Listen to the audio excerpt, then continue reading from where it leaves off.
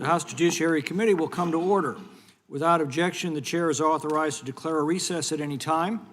Pursuant to Committee Rule 2, House Rule 11, Clause 2, the chairman may postpone and further proceedings today on the question of approving any measure or matter or adopting an amendment for which a recorded vote is ordered. I now recognize the gentleman from Arizona, Mr. Biggs, to lead us in the Pledge of Allegiance. Please join me in the Pledge of Allegiance. Begin. Pledge allegiance to the flag of the United States of America and to the republic for which it stands, one nation, under God, indivisible, with liberty and justice for all. Pursuant to notice, I call up H.R. 8481, the Cayley's Law Act of 2026 for purposes of markup, and move that the committee report it favorably to the House. The clerk will report the bill. H.R. 8481, to amend Title 18 United States Code to provide for the issuance. Without objection, the bill will be considered as read and open for amendment at any point. The chair now recognizes the gentleman from Arizona, Mr. Biggs, for an opening statement. Thank you, Mr. Chairman. Thank you for the opportunity to mark up such an impactful piece of legislation. At its core, Cayley's Law is about ensuring that victims of some of the most serious crimes do not have to live with a constant fear that their offender may one day contact them again. For many victims, healing is not linear, and the trauma of a crime does not end when a conviction is secured. The possibility of future contact can reopen wounds, undermine a survivor's sense of safety, and make it harder to move forward. That is why this bill provides a straightforward and common-sense solution by authorizing lifetime no-contact orders for offenders convicted of serious federal violent, sexual, trafficking, and child exploitation crimes. Under this legislation, offenders are permanently barred from contacting their victims unless the conviction is later invalidated or pardoned. The bill is rooted in a simple principle. Victims deserve lasting protection, and offenders who have committed these heinous acts should not have the ability to reinsert themselves into the lives of those they have harmed. I thank my friend and colleague, Representative Hamadeh, for introducing this legislation, and I acknowledge the presence in the audience today, Cayley, for whom this bill was named. Thanks in large part to Cayley's advocacy and the work of supporters first at the state level in Arizona, Wisconsin then became the second state in the nation to enact a version of Cayley's Law, providing more victims the opportunity to seek lifetime protection orders against their offenders. Other states, including Texas and Virginia, provide certain forms of long-term or lifetime protective orders. When we had our hearing on this legislation in April, we were honored to hear from Cayley herself as she shared her experience and her path toward advocacy. And again, we thank you for being here today, Cayley. Sharing one's story is never easy, particularly when it involves painful and deeply personal experiences. After the hearing, I engaged with both Cayley and my colleagues on the other side of the aisle through robust discussion of how we make a good bill even better, and I'm pleased to say we did just that. Thanks to this effort, this version today includes many impactful changes, including adding stalking to the list of offenses covered, strengthening the definition of a crime of violence, and ensured all language in the legislation starts and ends with the victim at the center, as all criminal laws should. I thank our colleagues across the aisle for their commitment to victims' rights and making this a true bipartisan effort. I extend my sincere thanks to Right on Crime for both their testimony before the subcommittee and for their thoughtful engagement on this legislation. Their expertise and constructive feedback have helped strengthen this bill, so I thank them for your thoughtful engagement throughout the legislative process. I'm grateful for the collaborative effort that brought us to this point. Ultimately, this bill is victim-centered and prioritizes public safety. Cayley's Law helps ensure that our criminal justice system works for victims, not against them. And I urge my colleagues to support this bill. And Mr. Chairman, I yield back. Gentleman yields back. The chair now recognizes the ranking member, Mr. Raskin, for an opening statement. Mr. Chairman, thank you very much. And I am very happy to strongly support this legislation to strengthen protection for victims and survivors of domestic and sexual violence. H.R. 8481, Cayley's Law of 2026, would require federal courts to issue lifetime no-contact orders against defendants who are convicted of certain covered offenses, including child sexual exploitation, sex trafficking, stalking, and sexual abuse upon the request or the consent of the victim, but independent of the criminal case. Hundreds of thousands of people live under conditions of sexual violence, intimate partner violence, and other kinds of sexual abuse, and this legislation will help them to turn their lives around. According to the National Domestic Violence Hotline, an average of 24 people a minute become victims of rape, physical violence, or stalking by an intimate partner in the United States. That's more than 12 million women and men every year. Nationwide, more than 1 in 5 women have been raped or subjected to attempted rape, and 60% of the rapes are committed by someone known to the victim, a number that increases dramatically for minor victims, going up to 93% who knew their abuser. The lives of survivors of sexual and domestic violence are radically altered even long after the abuse has ended, and many suffer from a wide range of chronic physical and mental health problems. They pay a heavy price financially for medical and therapeutic treatment, lost work, and legal expenses, and the weight of these burdens is even greater for survivors who have fewer resources and networks to draw upon. In recent years, some states have passed laws to strengthen protections for survivors, often thanks to the advocacy of survivors themselves, like Kaylee Kozak, who was abused by her soccer coach beginning when she was 12 years old. Because of her undaunted advocacy in her home state of Arizona, survivors of sex crimes and other violent crimes may now petition the court in their state for a permanent order of protection against their abusers, totally separate and apart from the criminal case. Other states have enacted similar laws, and I'm proud to say that Maryland is one of them. These laws empower victims and survivors to feel a lot safer and to move forward with their lives. It's wonderful that we're advancing a version of Kaylee's law that would allow federal courts to issue no-contact orders to victims and survivors of the worst offenses. And it's wonderful that we are doing this on a bipartisan basis, and I must say it is a welcome break from the administration's retreat from a strong federal role in supporting victims and survivors. The administration's actions have resulted, as members of this committee know, in the elimination of hundreds of programs that Congress created and funded to address the needs of victims and survivors of some of the very crimes we're talking about here today. But I'm very happy that we can join together on this legislation, and I strongly support it. I yield back to you, Mr. Chairman. Gentleman goes back without objection. All other opening statements will be included in the record. The chair now recognizes the gentleman from Arizona to offer an amendment in the nature of a substitute. Mr. Chairman, I have an amendment at the desk. Clerk will report the amendment. Amendment in the nature of a substitute to H.R. 8481, offered Without by... objection, the amendment in the nature of a substitute shall be considered as read and shall be considered base text for the purposes of amendment. Chair now recognizes the gentleman from Arizona to explain the amendment. Thank you, Mr. Chairman. This amendment makes both technical and minor substantive changes to the legislation. It first addresses clerical corrections in the bill. The amendment further adds stalking to the list of covered offenses, closes a loophole regarding time of sentencing, strengthens the definition of crimes of violence, and lastly, clarifies language to further strengthen victim autonomy throughout the process of attaining the order. These changes were made with my colleagues on the other side of the aisle, and they are bipartisan in nature, and I yield back. Gentleman yields back. Is there any discussion on the amendment?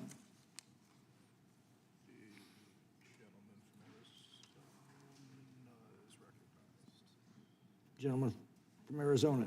Mr. Chairman, I have an amendment at the desk. Clerk will report the amendment. Amendment to the amendment in the nature of a substitute to H.R. 8481, offered by Mr. Biggs of Arizona. Without objection, the amendment will be considered read. And Mr. Chair, if I could reserve a point of order. Gentleman reserves a point of order. The gentleman from Arizona is recognized. Thank you, Mr. Chairman. This amendment clarifies only violent and sexual crimes or covered offenses under the legislation. The amendment also mirrors language in the Arizona statute to assure due process for the defendant upon which the order is served. I urge support for the amendment, and I yield back. Gentleman yields back. Does the gentleman, We withdraw. gentleman withdraws his point of order? Is there any discussion on the amendment offered by the gentleman from Arizona? Seeing none, the question is on the adoption of the amendment. Those in favor of adopting the amendment will say aye. Aye. Those opposed say no. The ayes have it. The motion carries, and the amendment is adopted. The question is now on adopting the amendment in the nature of a substitute. Is there further discussion? Seeing none, the question is on the adoption of the amendment in the nature of a substitute. This will be followed immediately by a vote on favorably reporting the bill. Those in favor say aye. Aye. Those opposed say no. In the opinion of the chair, the ayes have it, and the amendment in the nature of a substitute is adopted. The question is on favorably reporting the bill as amended. All those in favor say aye. Aye. Those opposed say no. The ayes have it. Mr. Chairman, Who seeks Gentleman from Arizona. request a roll call. Gentleman requests a roll call. Clerk will call the roll. Mr. Jordan? Mr. Isa? Mr. Biggs? Mr. Biggs votes aye. Mr. McClintock? Aye. Mr. McClintock votes aye. Mr. Tiffany? Mr. Massey? Mr. Roy? Mr. Fitzgerald? Mr. Fitzgerald votes aye. Mr. Klein? Mr. Gooden? Mr. Van Drew? Mr. Nels? Mr. Moore? Ms. Hageman? Ms. Lee? Mr. Hunt? Mr. Fry? Mr. Kiley? Mr. Grothman? Mr. Knott? Mr. Harris? Mr. Onder? Mr. Schmidt? Mr. Schmidt votes aye. Mr. Gill? Mr. Baumgardner? Mr. Raskin? Aye. Mr. Raskin votes aye. Mr. Nadler? Mr. Nadler votes aye. Ms. Lofgren? Mr. Cohen? Mr. Cohen votes aye. Mr. Johnson? Mr. Liu? Ms. Jayapal? Mr. Correa? Ms. Scanlon? Ms. Scanlon votes aye. Mr. Neguse? Ms. McBath? Ms. Ross? Ms. Ross votes aye. Ms. Ballant? Ms. Ballant votes aye. Mr. Garcia? Mr. Garcia votes aye. Ms. Kamlager-Dove? Mr. Moskowitz? Mr. Goldman? Ms. Crockett?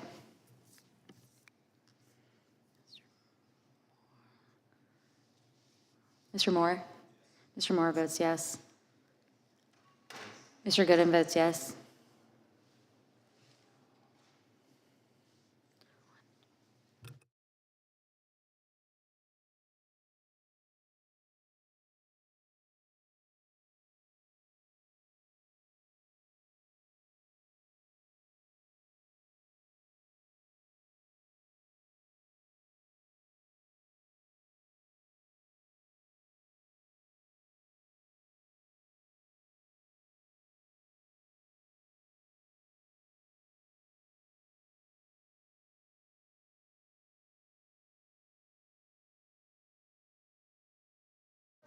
Ms. Kamlager-Dove, you are not recorded.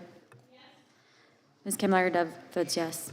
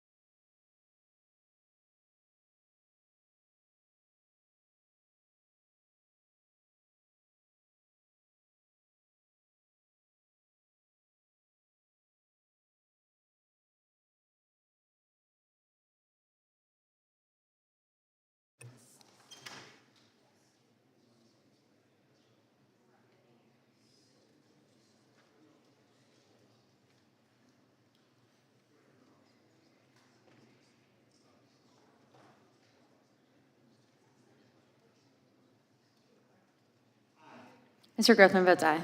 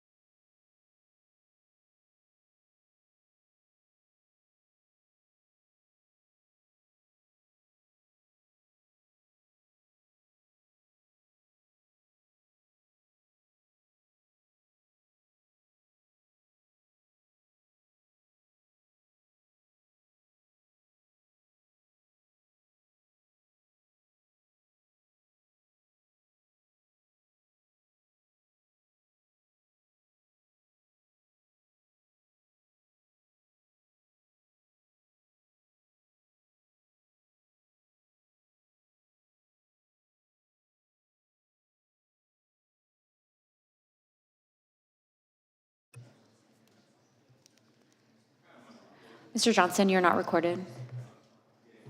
Mr. Johnson votes yea.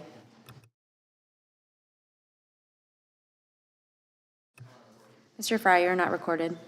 Mr. Fry votes aye.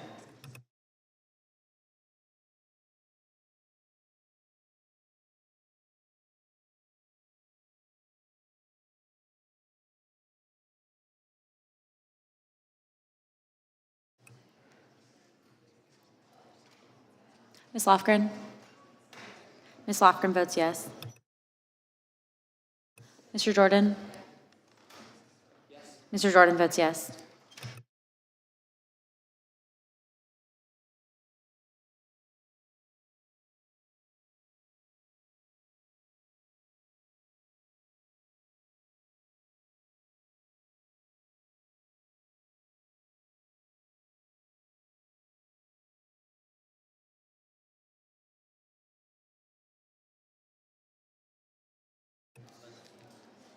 Ms. Lee?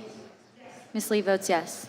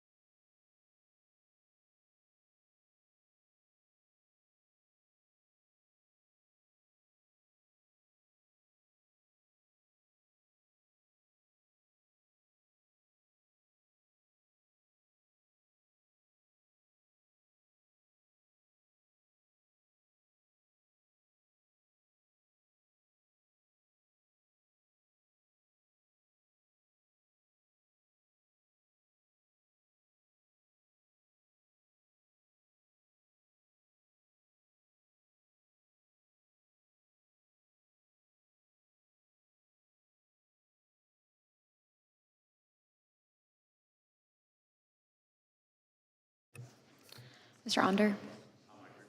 You're not recorded. Mr. Onder votes yes.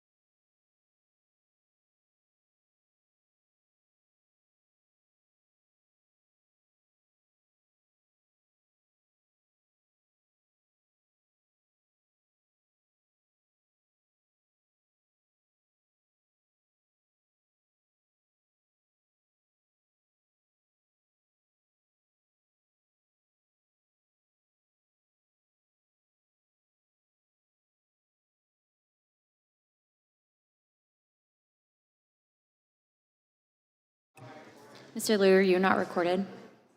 Mr. Liu votes aye.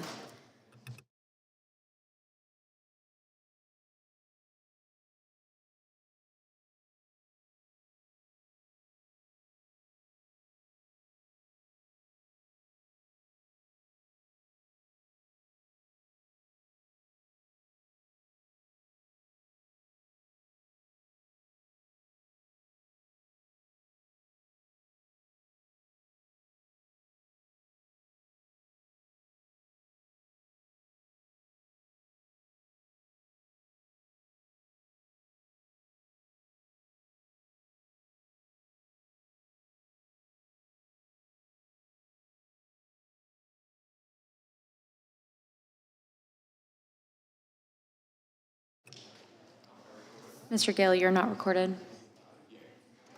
Mr. Gale votes yes.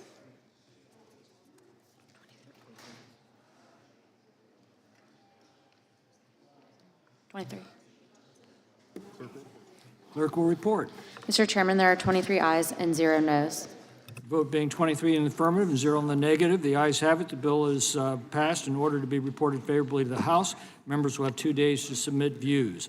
Without objection, the bill will be reported as a single amendment in the nature of a substitute, incorporating all adopted amendments, and staff is authorized to make technical and conforming changes. Pursuant to notice, I call up H.R. 1869, the Protecting American Industry and Labor from International Trade Crimes Act of 2025, for purposes of markup, and move that the committee report it favorably to the House. The clerk will report the bill. H.R. 1869 to strengthen the Department of Justice's. Without objection, the bill will be considered as read and open for amendment at any point. The chair now recognizes the gentleman from Wisconsin for an opening statement. Thank you, Chairman. While we're waiting on the return of Congressman Issa, I thought I would just, in fact, include his opening statement. Mr. Chairman and colleagues, U.S. trade policy is a vital tool to protect American businesses and workers, ensure American competitiveness, and achieve our foreign policy objectives. It's not enough merely to have a smart trade policy that puts American workers and businesses first. For U.S. trade policy to be effective, we have to resolutely enforce the laws implementing that policy. Today, criminal enterprises and bad actors, predominantly based in the People's Republic of China, are breaking U.S. trade laws with impunity. Trade-based financial crime is a $1.6 trillion per year problem. For example, in just the past decade, law enforcement has identified hundreds of instances of trade fraud, most of which originated in the PRC. Tariff and duty fraud committed by the PRC-based companies alone has been estimated to have cost the United States hundreds of billions of dollars of revenue in that time. Not only has the fraudulent deprived us of revenue from tariffs and duties, but has seriously undermined our trade policy. Additionally, in just FY 2025, U.S. authorities seized over $7.4 billion of counterfeit goods, with the PRC accounting for approximately 90% of those seizures by value. Those seizures reflect billions of dollars stolen from U.S. businesses and workers, which undermines the trade policies designed to protect them. The scale of Chinese counterfeiting operations shows how much American consumers have been exposed to potentially deadly fake goods, including pharmaceuticals. Since June of 2022, law enforcement has also identified nearly $1 billion worth of goods mined, produced, or manufactured wholly or in part in Xinjiang and Uyghur autonomous regions. These goods carry significant risk of having been produced by forced labor and are illegal to import into the United States. We must do more to punish the criminals that are breaking our trade laws and inflicting serious harm to our economy to the tune of over $1 trillion every year. Only then can we stop the bleeding, protect our citizens, and ensure the continued credibility of U.S. trade policy. H.R. 1869, the Protecting American Industry and Labor from International Trade Crimes Act of 2025, will establish the structure needed at the Department of Justice to go after criminals who perpetrate trade crimes. These crimes include trade fraud, tariff and duty evasion, illegal smuggling, trade-based money laundering, trafficking in counterfeit goods, and much more. This bill will enable DOJ to dedicate specialized personnel to investigate and prosecute the perpetrators of these crimes. As more crimes are investigated, more criminals are caught, and more prosecutions put those criminals in jail, U.S. trade policy will better protect Americans and better protect the strength to adversaries like the Chinese Communist Party. The importance of these issues to all Americans is clear from the broad bipartisan group of members sponsoring this bill. I want to thank all sponsors for their hard work, as well as hard work by the selected committee on the Chinese Communist Party to put together this excellent legislation. We advanced nearly identical legislation on a bipartisan voice vote last Congress, and I urge all my colleagues to support this legislation once again, and I yield back. Gentleman yields back. The chair will recognize the ranking member for a statement on the bill. Mr. Chairman, thank you very much. I strongly support this legislation. The bill would create a trade crimes task force within DOJ to investigate or to strengthen our capacity to investigate and prosecute trade-related crimes. Trade crimes are an ongoing problem for our people and our businesses. Foreign hackers equip computer chips with spyware and slip them into our stream of commerce and our businesses. Market opportunists use unstable materials to create counterfeit batteries that explode and maim some of our unsuspecting e-cigarette users, which does not seem like a fair punishment for smoking e-cigarettes. And handbags made with forced Uyghur labor passed off as fair trade materials make American consumers unwittingly complicit in outrageous human rights crimes. Cyber intrusions can risk a company's trade secrets without their knowledge. They may never even become aware that they were part of a data leak, but a foreign competitor can use the intellectual property to unfairly compete against targeted U.S. companies. The deluge of counterfeits has made it increasingly difficult for prosecutors at DOJ to enforce our laws. This legislation, as drafted, would help the government prevent trade loss by creating a task force to identify, investigate, and help prosecute trade crimes that hurt Americans in every industry. This legislation is bipartisan. I thank my colleagues on both sides of the aisle on the Select Committee on China, the House Appropriations Committee, and the Judiciary Committee for working to carefully negotiate a bill that, if properly funded, would help the U.S. crack down on foreign entities that try to circumvent our trade laws. Policing counterfeits that harm American consumers endanger our national security and destroy billions in profits for U.S. companies is important work. I'm glad we all agree that DOJ prosecutors should focus on keeping our country safe. I support this legislation, and I encourage my colleagues to do the same, and I yield back the balance. Gentleman yields back. The chair now recognizes the gentleman from Wisconsin to offer an amendment in the nature of a substitute. Mr. Chairman, there is an amendment at the desk. Clerk will report. Amendment in the nature. Without of- objection, the amendment in the nature of substitute will be considered as read and shall be considered as base text for the purposes of amendment. The chair now recognizes the gentleman from Wisconsin to explain the amendment. This amendment, in the nature of a substitute, updates the year from the title of the bill and strikes the appropriations language in Section 6. On May 13th, the House Committee on Appropriations voted on the fiscal year 2027 Commerce, Justice, Science, and Related Agency Bill, which included the appropriation to address trade crimes within the criminal division of DOJ. As a result, the appropriation language in the bill is unnecessary and duplicative of the work already done by the House Committee on Appropriations. I urge my colleagues to support the amendment, and I yield back. Gentleman yields back. The gentlelady from North Carolina is recognized. Thank you very much, Mr. Chairman. I'm in very strong support of this bill and am a co-sponsor of it. We are working on this issue in North Carolina. As a matter of fact, our Secretary of State has her own division that works on these issues. But they are overwhelmed, and they need federal help, particularly when things cross state lines, and for all of this international, really, let's just say, theft of people's goods and their innovation. And so I commend the bill, and I really look forward to seeing it on the floor as soon as possible. Thank you, and I yield back. The gentlelady yields back. The question is on adoption of the amendment nature of substitute. Of course, that'll be followed by immediately by a vote on reporting of the bill. All those in favor say aye. Aye. Those opposed, no. Opinion of the chair, the ayes have it, and the amendment nature of substitute is adopted. The question is on favorably reporting the bill as amended. All those in favor say aye. Aye. Those I ask for recorded vote. those opposed, no. And the recorded vote being requested, the clerk will call the roll. Mr. Jordan? Yes. Mr. Jordan votes yes. Mr. Isa? Mr. Biggs? Mr. McClintock? Aye. Mr. McClintock votes aye. Mr. Tiffany? Mr. Massey? Mr. Roy? Mr. Fitzgerald? Mr. Fitzgerald votes aye. Mr. Klein?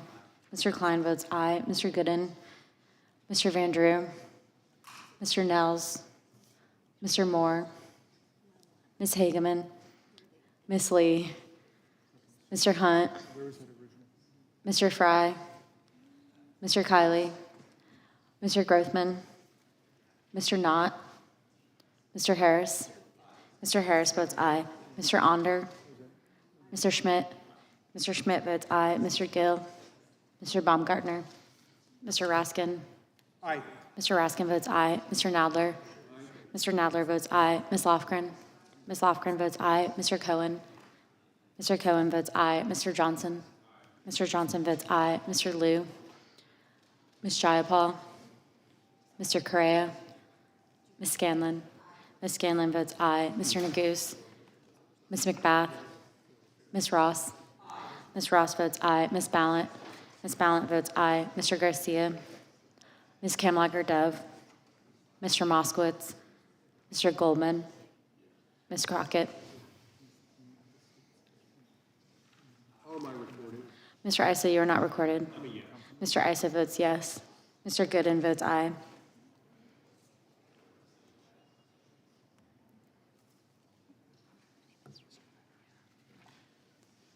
Mr. Moore? Mr. Moore votes yes.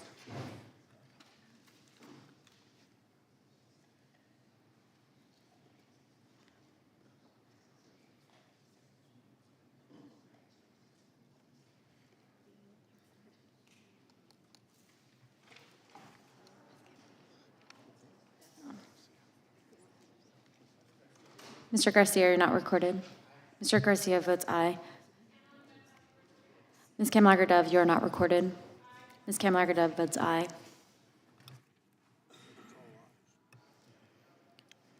Daryl, how are you doing?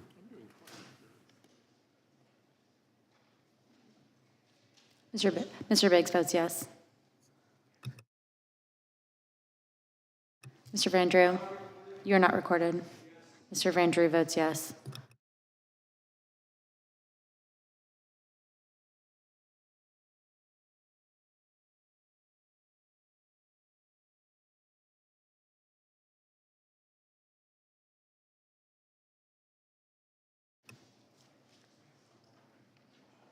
Mr. Grothman? Mr. Grothman votes aye.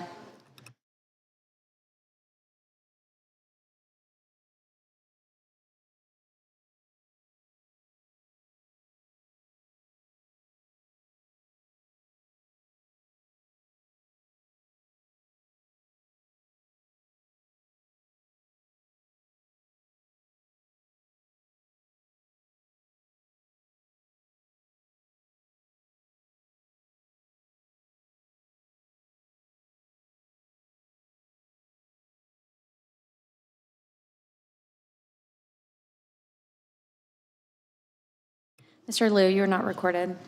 Mr. Liu votes aye.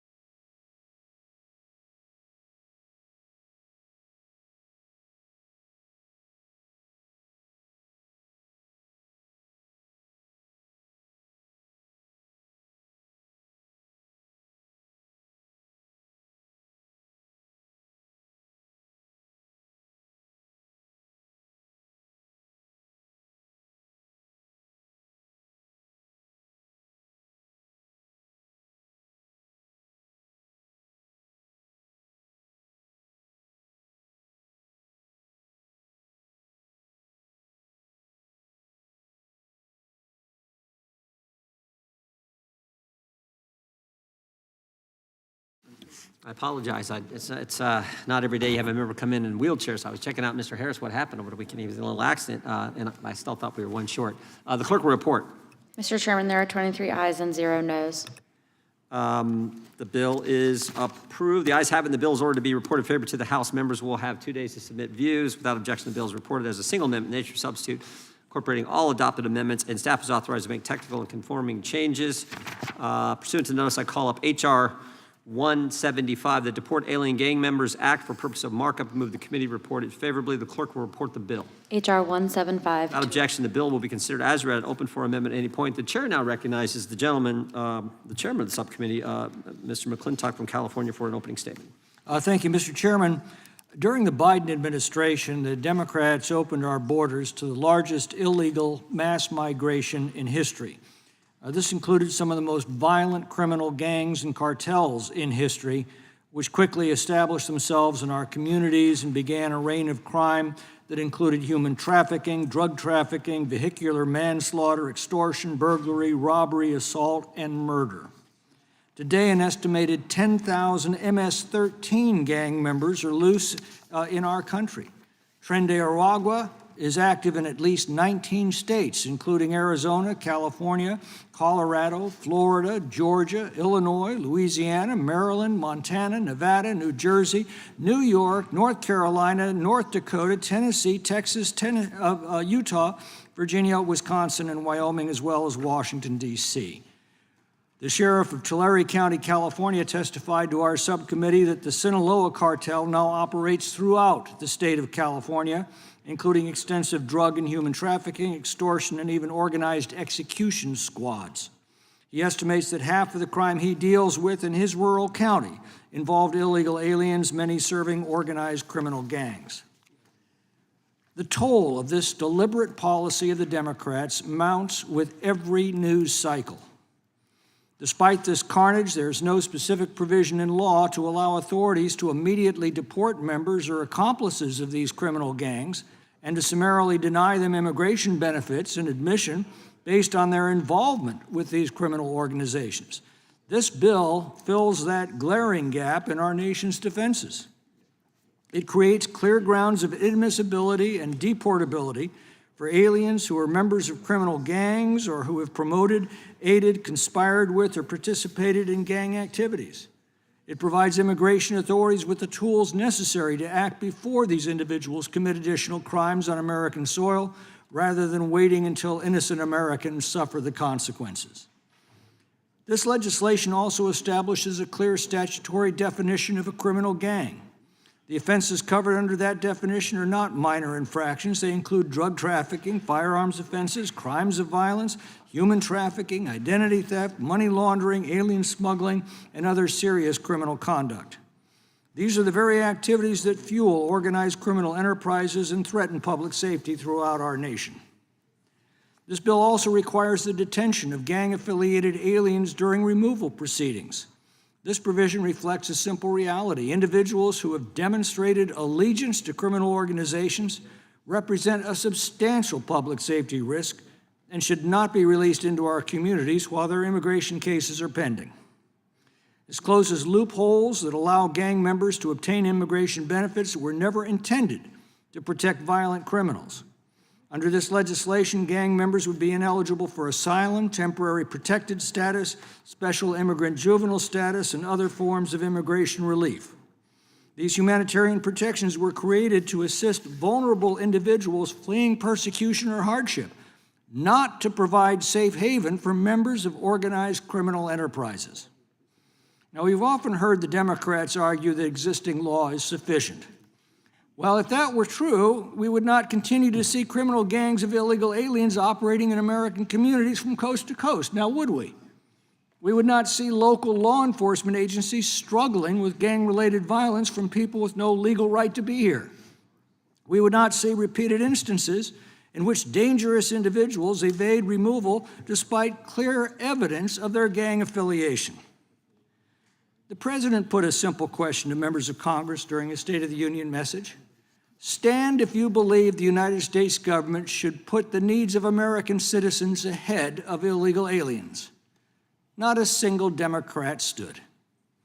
They keep telling us that they support removing dangerous criminal illegal aliens from our country while they do everything they possibly can to keep them here, including storming detention facilities, assaulting law enforcement officers, and defending sanctuary laws that are specifically designed to keep criminal illegal aliens in our communities when the law requires that they be removed.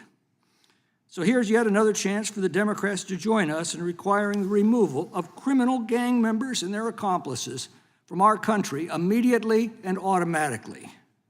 This restores clarity to the law, strengthens public safety, and reinforces the principle that the United States will not serve as a sanctuary for foreign criminal organizations. I urge my colleagues to support this legislation, and I yield back. The gentleman yields back. The chair now recognizes the ranking member for an opening statement. Thank you kindly, Mr. Chairman. Our colleagues invite us to believe that this legislation is necessary to repair a gaping loophole in our laws permitting alien criminal gang members to freely enter and remain in our country and do their dirty business, and somehow preventing the administration from removing them. If that were true, of course, we would gladly support legislation to close such a dramatic and overlooked loophole. But despite all of the dramatic rhetoric, that is not remotely the case. If there's anyone who really believes that we can't remove alien criminal gang members from the country today, they're too innocent to be let out of the house by themselves. The administration has ample, broad authority under our existing immigration laws to deny entry to or remove criminal gang members. Current law already contains numerous provisions ensuring that convicted criminal gang members are deportable and inadmissible. Section 212A3A of the INA allows the administration to exclude anyone who seeks to enter the United States and intends to engage in any unlawful activity at all. Section 237A4A renders deportable any non-citizen who's engaged or is engaged in any criminal activity endangering public safety. These provisions obviously provide ample authority to render deportable and admissible any gang member. So, why is the majority bringing forward this legislation when the people it claims to be targeting are already clearly covered by current law? Perhaps it's because this bill would allow the administration to claim it's cracking down on foreign criminal gang members, the worst of the worst, without having to offer any real evidence in particular cases. This legislation grants the administration sweeping authority to declare anyone to be a past or present gang member so long as an officer asserts he has reason to believe that they are a gang member or once were a gang member. The outrageous and lawless treatment of people alleged to be gang members has already led to huge miscarriages of justice, even without this legislation being passed. Take the case of Jersey Reyes Barrios, a 36-year-old professional soccer player and coach. He was an asylum seeker from Venezuela, awaiting his asylum hearing. But unbeknownst to his family, he was swept up and flown out of the country under the Alien Enemies Act to a torture prison in El Salvador as part of the government's Dragnet campaign against Tren de Aragua. He had no criminal record, and no criminal charges were ever filed against him, but he was sent to a dictator's prison in El Salvador because he was simply declared to be a reputed gang member. And why? Because he has a tattoo on his right arm, which was mistakenly associated with the gang. In fact, the tattoo is of a soccer ball topped with a crown, which signifies the soccer club Real Madrid. Take the case of Andre Hernandez Romero, a gay makeup artist and barber who fled Venezuela's brutal Maduro regime, which was persecuting him simply because of his sexual orientation and because he was against their corrupt government. His asylum claim was pending when he too was swept up in the government's campaign because of his benign tattoo of two crowns, one symbolizing his father and one symbolizing his mother. His tattoo for his parents was the only evidence used by the administration to claim that he was a, quote, gang member, and then to send him to the infamous torture facility in El Salvador. To this day, the government has never provided any other evidence beyond that tattoo that Andre was actually a gang member. The Trump administration also tried to deport a Venezuelan couple with temporary protective status multiple times, claiming without evidence that they were members or were associated with Tren de Aragua. Judges threw both of their cases out with one saying she would have literally thrown administration officials out of her chambers if they had asked her for an arrest warrant in the case based on the completely weak and pathetic evidence presented. ICE, we learned today, even lies about U.S. citizens. I knew about this case for a while, but they had not gone public with it. A U.S. citizen from Maryland was arrested by ICE agents in December and held for 25 days. This is a U.S. citizen, like the vast majority of the people in this room today, held for 25 days despite her offering proof of her citizenship, but they didn't believe her, and she was held for nearly a month, despite all of her protests and her family protests that she was born in the United States. The DHS continually claimed that she was an illegal alien from Mexico. They've not apologized, but they've issued her a passport. She didn't have one, like half of the people in the United States. Half of the U.S. citizens in the United States don't have a passport. So look, judicial frustration with the administration's cavalier attitude towards the rules of evidence and the burden of proof tells us everything we need to know about this new proposal. Judges across America have openly rebuked the administration for systematically lying to them in court. The conduct of DOJ attorneys has gotten so bad that judges are questioning if this administration is deserving of the long-running presumption of regularity in the operation of governmental law enforcement. If judges can no longer assume that executive branch officials have properly discharged their duties, why would we give them even more wide-open discretion and vague language with which to abuse their government offices? What if the administration's claim that it's taking on drug cartels and going after the worst of the worst, which is why it needs this legislation suddenly? Well, it turns out that's totally bogus too. President Trump pardoned former Honduran President Juan Orlando Hernandez for his crime of helping drug traffickers move hundreds of tons of cocaine, more than 800,000 pounds of cocaine, into the United States. The president of Honduras, Hernandez, said that he was going to stuff it up the nostrils of the gringos.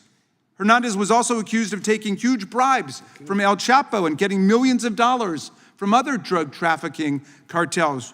Trump not only pardoned him and blamed Biden for his harsh treatment of this global narco trafficker, but Trump also pardoned Ross Ulbricht, the mastermind behind the dark web platform Silk Road that was used by drug dealers to sell more than $200 million worth of narcotics online.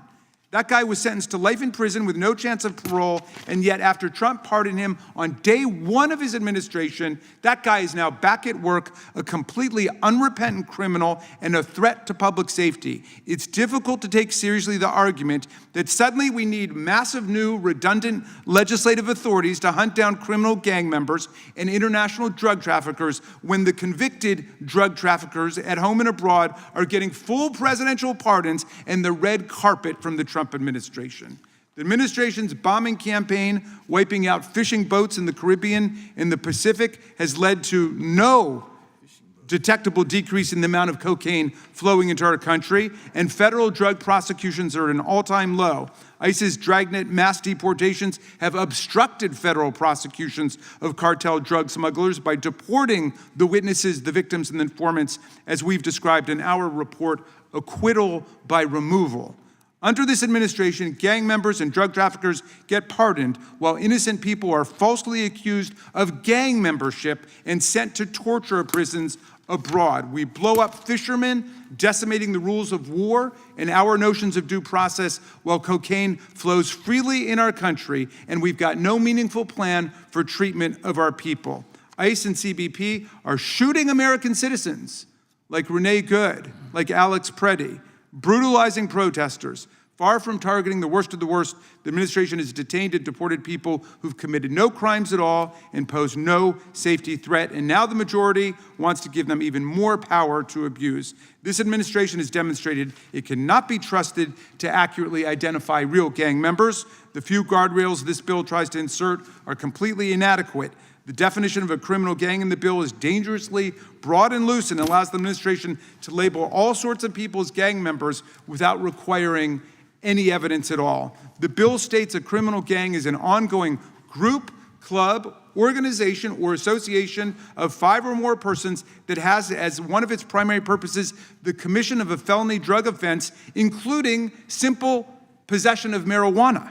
This could mean a group of high school kids who have gathered on the weekend to smoke marijuana could be deemed a criminal gang under the bill. It also includes harboring undocumented people. This provision is not restricted to those in the business of smuggling, but includes anyone who provides shelter, transportation, or support to undocumented immigrants, and thus could be read to cover clergy members who provide undocumented immigrants a place to stay or food for their children, as many of them do. The Catholic Church has come out forcefully against this government's abuse and mistreatment of migrants, and the U.S. Conference of Catholic Bishops opposed a similar bill the House voted on 9 years ago. Would this administration use the powers granted to them by the bill to declare Pope Leo as the leader of a criminal gang for harboring undocumented people? Donald Trump has already called the Pope weak on crime. Is this the next step? I oppose this really dangerous bill, which gives the administration broad, loose discretion and authority that it simply cannot be trusted with, as they have demonstrated time and again. I urge our colleagues to oppose this bill. I yield back, Mr. Chairman. Gentleman yields back without objection. All other opening statements will be included in the record. Chair now recognizes the gentleman from California to offer an amendment in the nature of a substitute. Thank you, Mr. Chairman. I have an amendment at the desk. Clerk will report. Amendment in the nature of a Without objection, the substitute. amendment in the nature of substitute will be considered as read and shall be considered base text for the purposes of amendment. The chair now recognizes the gentleman from California to explain the amendment. Thank you, Mr. Chairman. The ranking member would rather wait until the MS-13 gang member who's here illegally rapes, assaults, or murders a fellow American before taking any action. Point of order. The gentleman is not explaining the nature of a substitute. Gentleman is recognized. He can explain it the way he wants to explain it.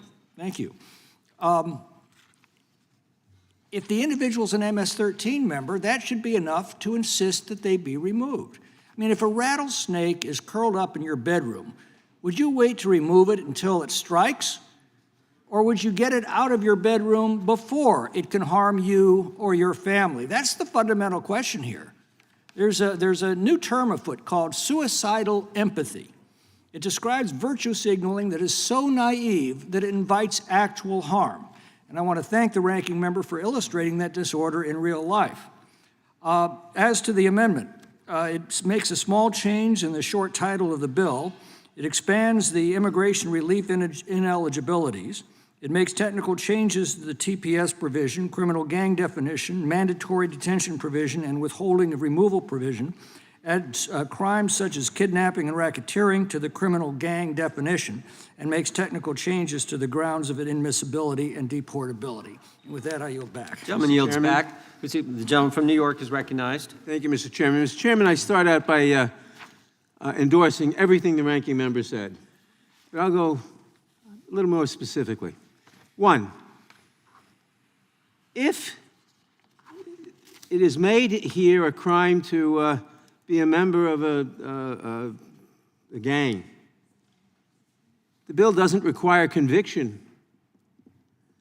How can you act on someone based on the allegation that he's committed a crime, namely being a gang member, without convicting him in a court of law of that crime? So no evidence need be given that he is a member of a gang. Somebody simply must assert it. This is about the most un-American thing I can think of since the Bill of Rights was enacted in 1791. Second point, talking about the strikes in the Pacific. They are murder. Murder straight and simple. What was wrong with our old policy? If you suspected a boat of having narcotics, the Coast Guard intercepted that boat and inspected it. If there were narcotics on it, arrested the occupants and confiscated the narcotics. And if there were no narcotics, tipped their hat and said, go on your way. Instead, with no evidence whatsoever, the president orders that boats be destroyed and the people on them killed. This is murder pure and simple. There is no doubt in my mind that the president in the next administration should be prosecuted for murder. But unfortunately, the Supreme Court decision in the Trump case that said that a president cannot be questioned for anything in his official duties precludes that. But I have no doubt that in the next administration, Pete Hegseth should be and will be prosecuted and convicted of murder. I yield back. Could the gentleman yield? To the gentleman. Thank you. Thank you for your comments, Mr. Nadler. The destruction of those alleged drug boats in the Pacific have nothing to do with war, as you point out. We're not at war. There's been no declaration of war. I know that Donald Trump doesn't think he needs a declaration of war, but they weren't even asserting these were acts of war. So what were they? As you were saying, that was just lethal violence administered against people without any kind of due process at all, right? So we appointed ourselves not just the officers, but the prosecutors, the judges, and then the jury laying down a death sentence against the people who were on the boats, whoever they were, whether they were involved in drugs or not. It could be a case of mistaken identification. That's what due process is all about. The last time we discussed this, I remember one of my colleagues said to me, well, you're not for due process for guilty people, are you? That's the whole point. We don't know if they're guilty until they've had due process. That's why those are about the two most beautiful words in the Constitution, if not the two most beautiful words in the English language. If you think the government is infallible, which is not something I usually hear from my friends on this side of the aisle, although I do hear it increasingly more under Donald Trump, but if you think the government is infallible, then great, you don't need due process. If you think the government can make mistakes, and government officials and officers and prosecutors can make mistakes, then you need due process. That's why the framers built it into the Constitution. And so this legislation is a further part of exactly what the gentleman from New York is describing, which is a demolition of our basic ideas of due process. Now, it's enough simply to label somebody a member of a gang, which can be any kind of club or organization or association that has ever advanced one criminal aim, including smoking marijuana. Look, I mean, we got a president of the United States who's convicted of fraud. Is fraud one of those? I don't know if fraud is in there. Could that be a criminal gang? I mean, come on. Let's walk our way back from this intense attempt to give the government complete and total discretion to do whatever it wants. It leads to situations where totally innocent people are put into solitary confinement or pinned up against other prisoners in torture facilities around the world. And I want to thank the gentleman for his point. And reclaiming my time, I'll point out the president was convicted not of fraud, but of sexual assault. And sexual assault is certainly that was a civil adjudication. I was referring to the criminal conviction. Okay, yeah. but it was, nonetheless, it was a civil adjudication of sexual assault. And just saying everything else again, you cannot label someone a gang member and take action against that person without the evidence that will convince a jury.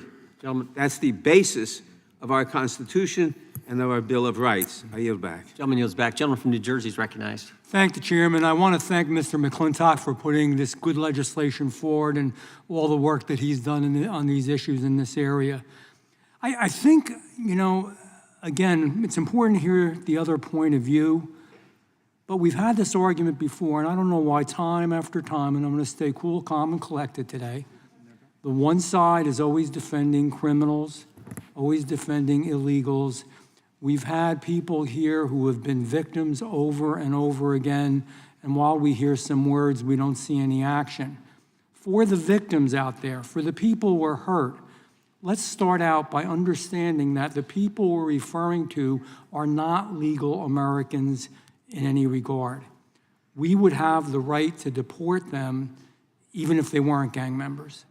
But we're trying to, I guess, be as open-minded, I don't even know what the right words are for, and say, if you are illegal and you are a gang member, that you must be deported. Not that we can think about it, we can still, in a different administration, let you go out and do what you do, that you have to be deported. And you know, in America, we do have processes. The very fact that the ranking member was able to discuss different individuals that may or may not have been, I don't know all the cases, I knew of some of them that were going to be deported and have some issues, and then it was determined, no, that wasn't correct. That very fact that he was able to discuss that and point it out in a handful of cases shows that the system works.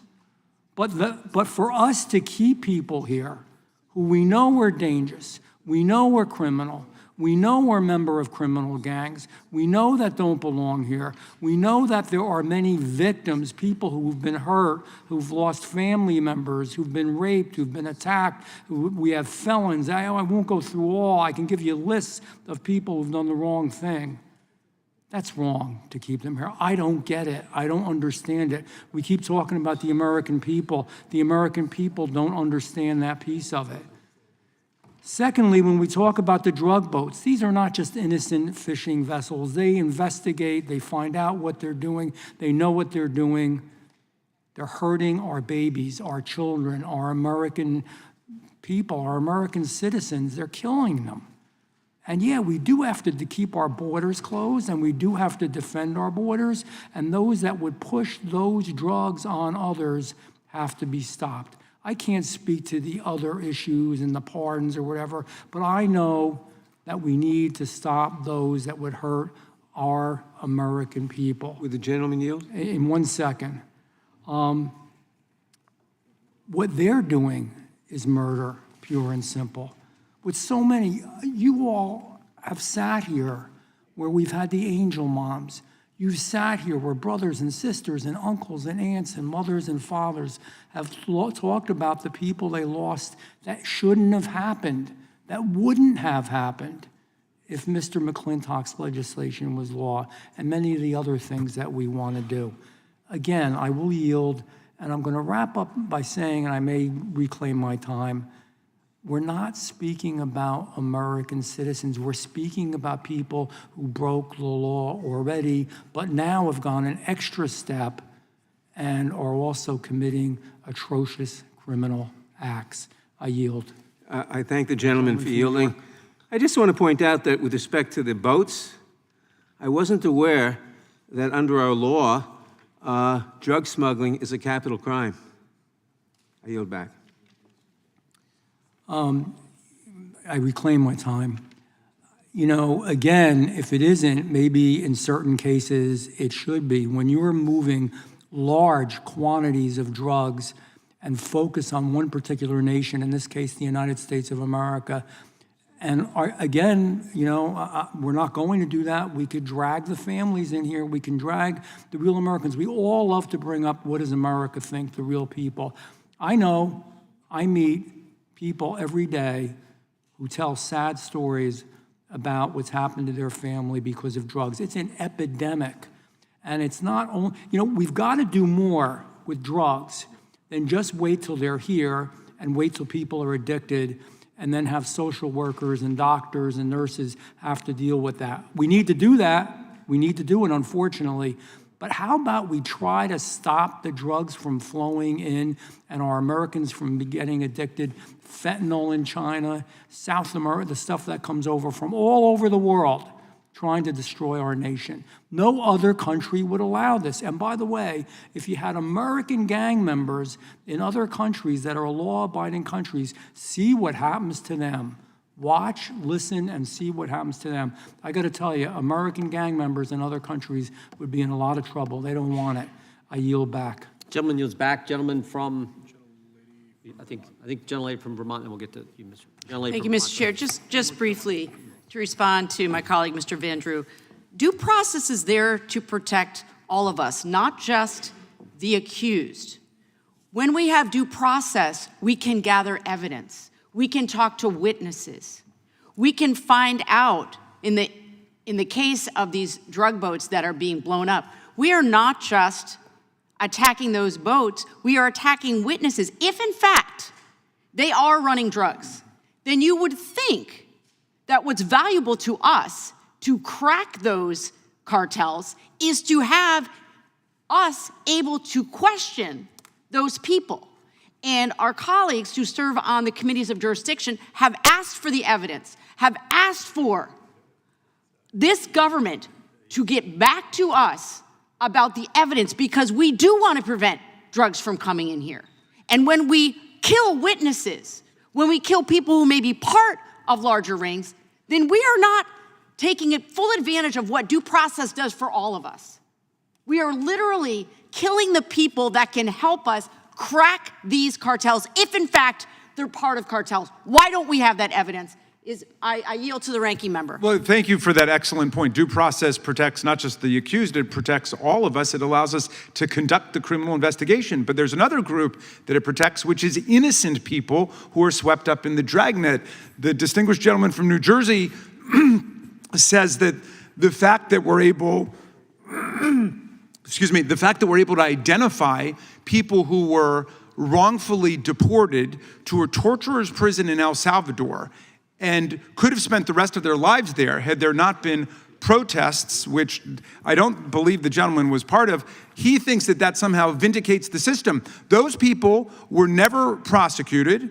They were never given a hearing. They were literally swept up in the early days of the Trump administration in the Tren de Aragua dragnet sweep and just sent out of the country. And that's exactly what we're trying to avoid here. I mean, these people were 100% innocent. They've been returned to their lives. Nobody has advanced a single iota of evidence against them. And I don't think we can just, roll our eyes and say, well, c'est la vie, because there might be people still down there who haven't been released because of it. And I hope the next time it happens, we will be able to work together on a bipartisan basis to insist that the rigors of due process be applied to everybody, because people's liberty is way too sacred simply to entrust to lawless government agents. And so what we're afraid of here is, look, does anybody really believe that we don't have the power to deport criminal aliens from the country right now, or to prevent them from coming in the country? I mean, give me a break. Nobody believes that.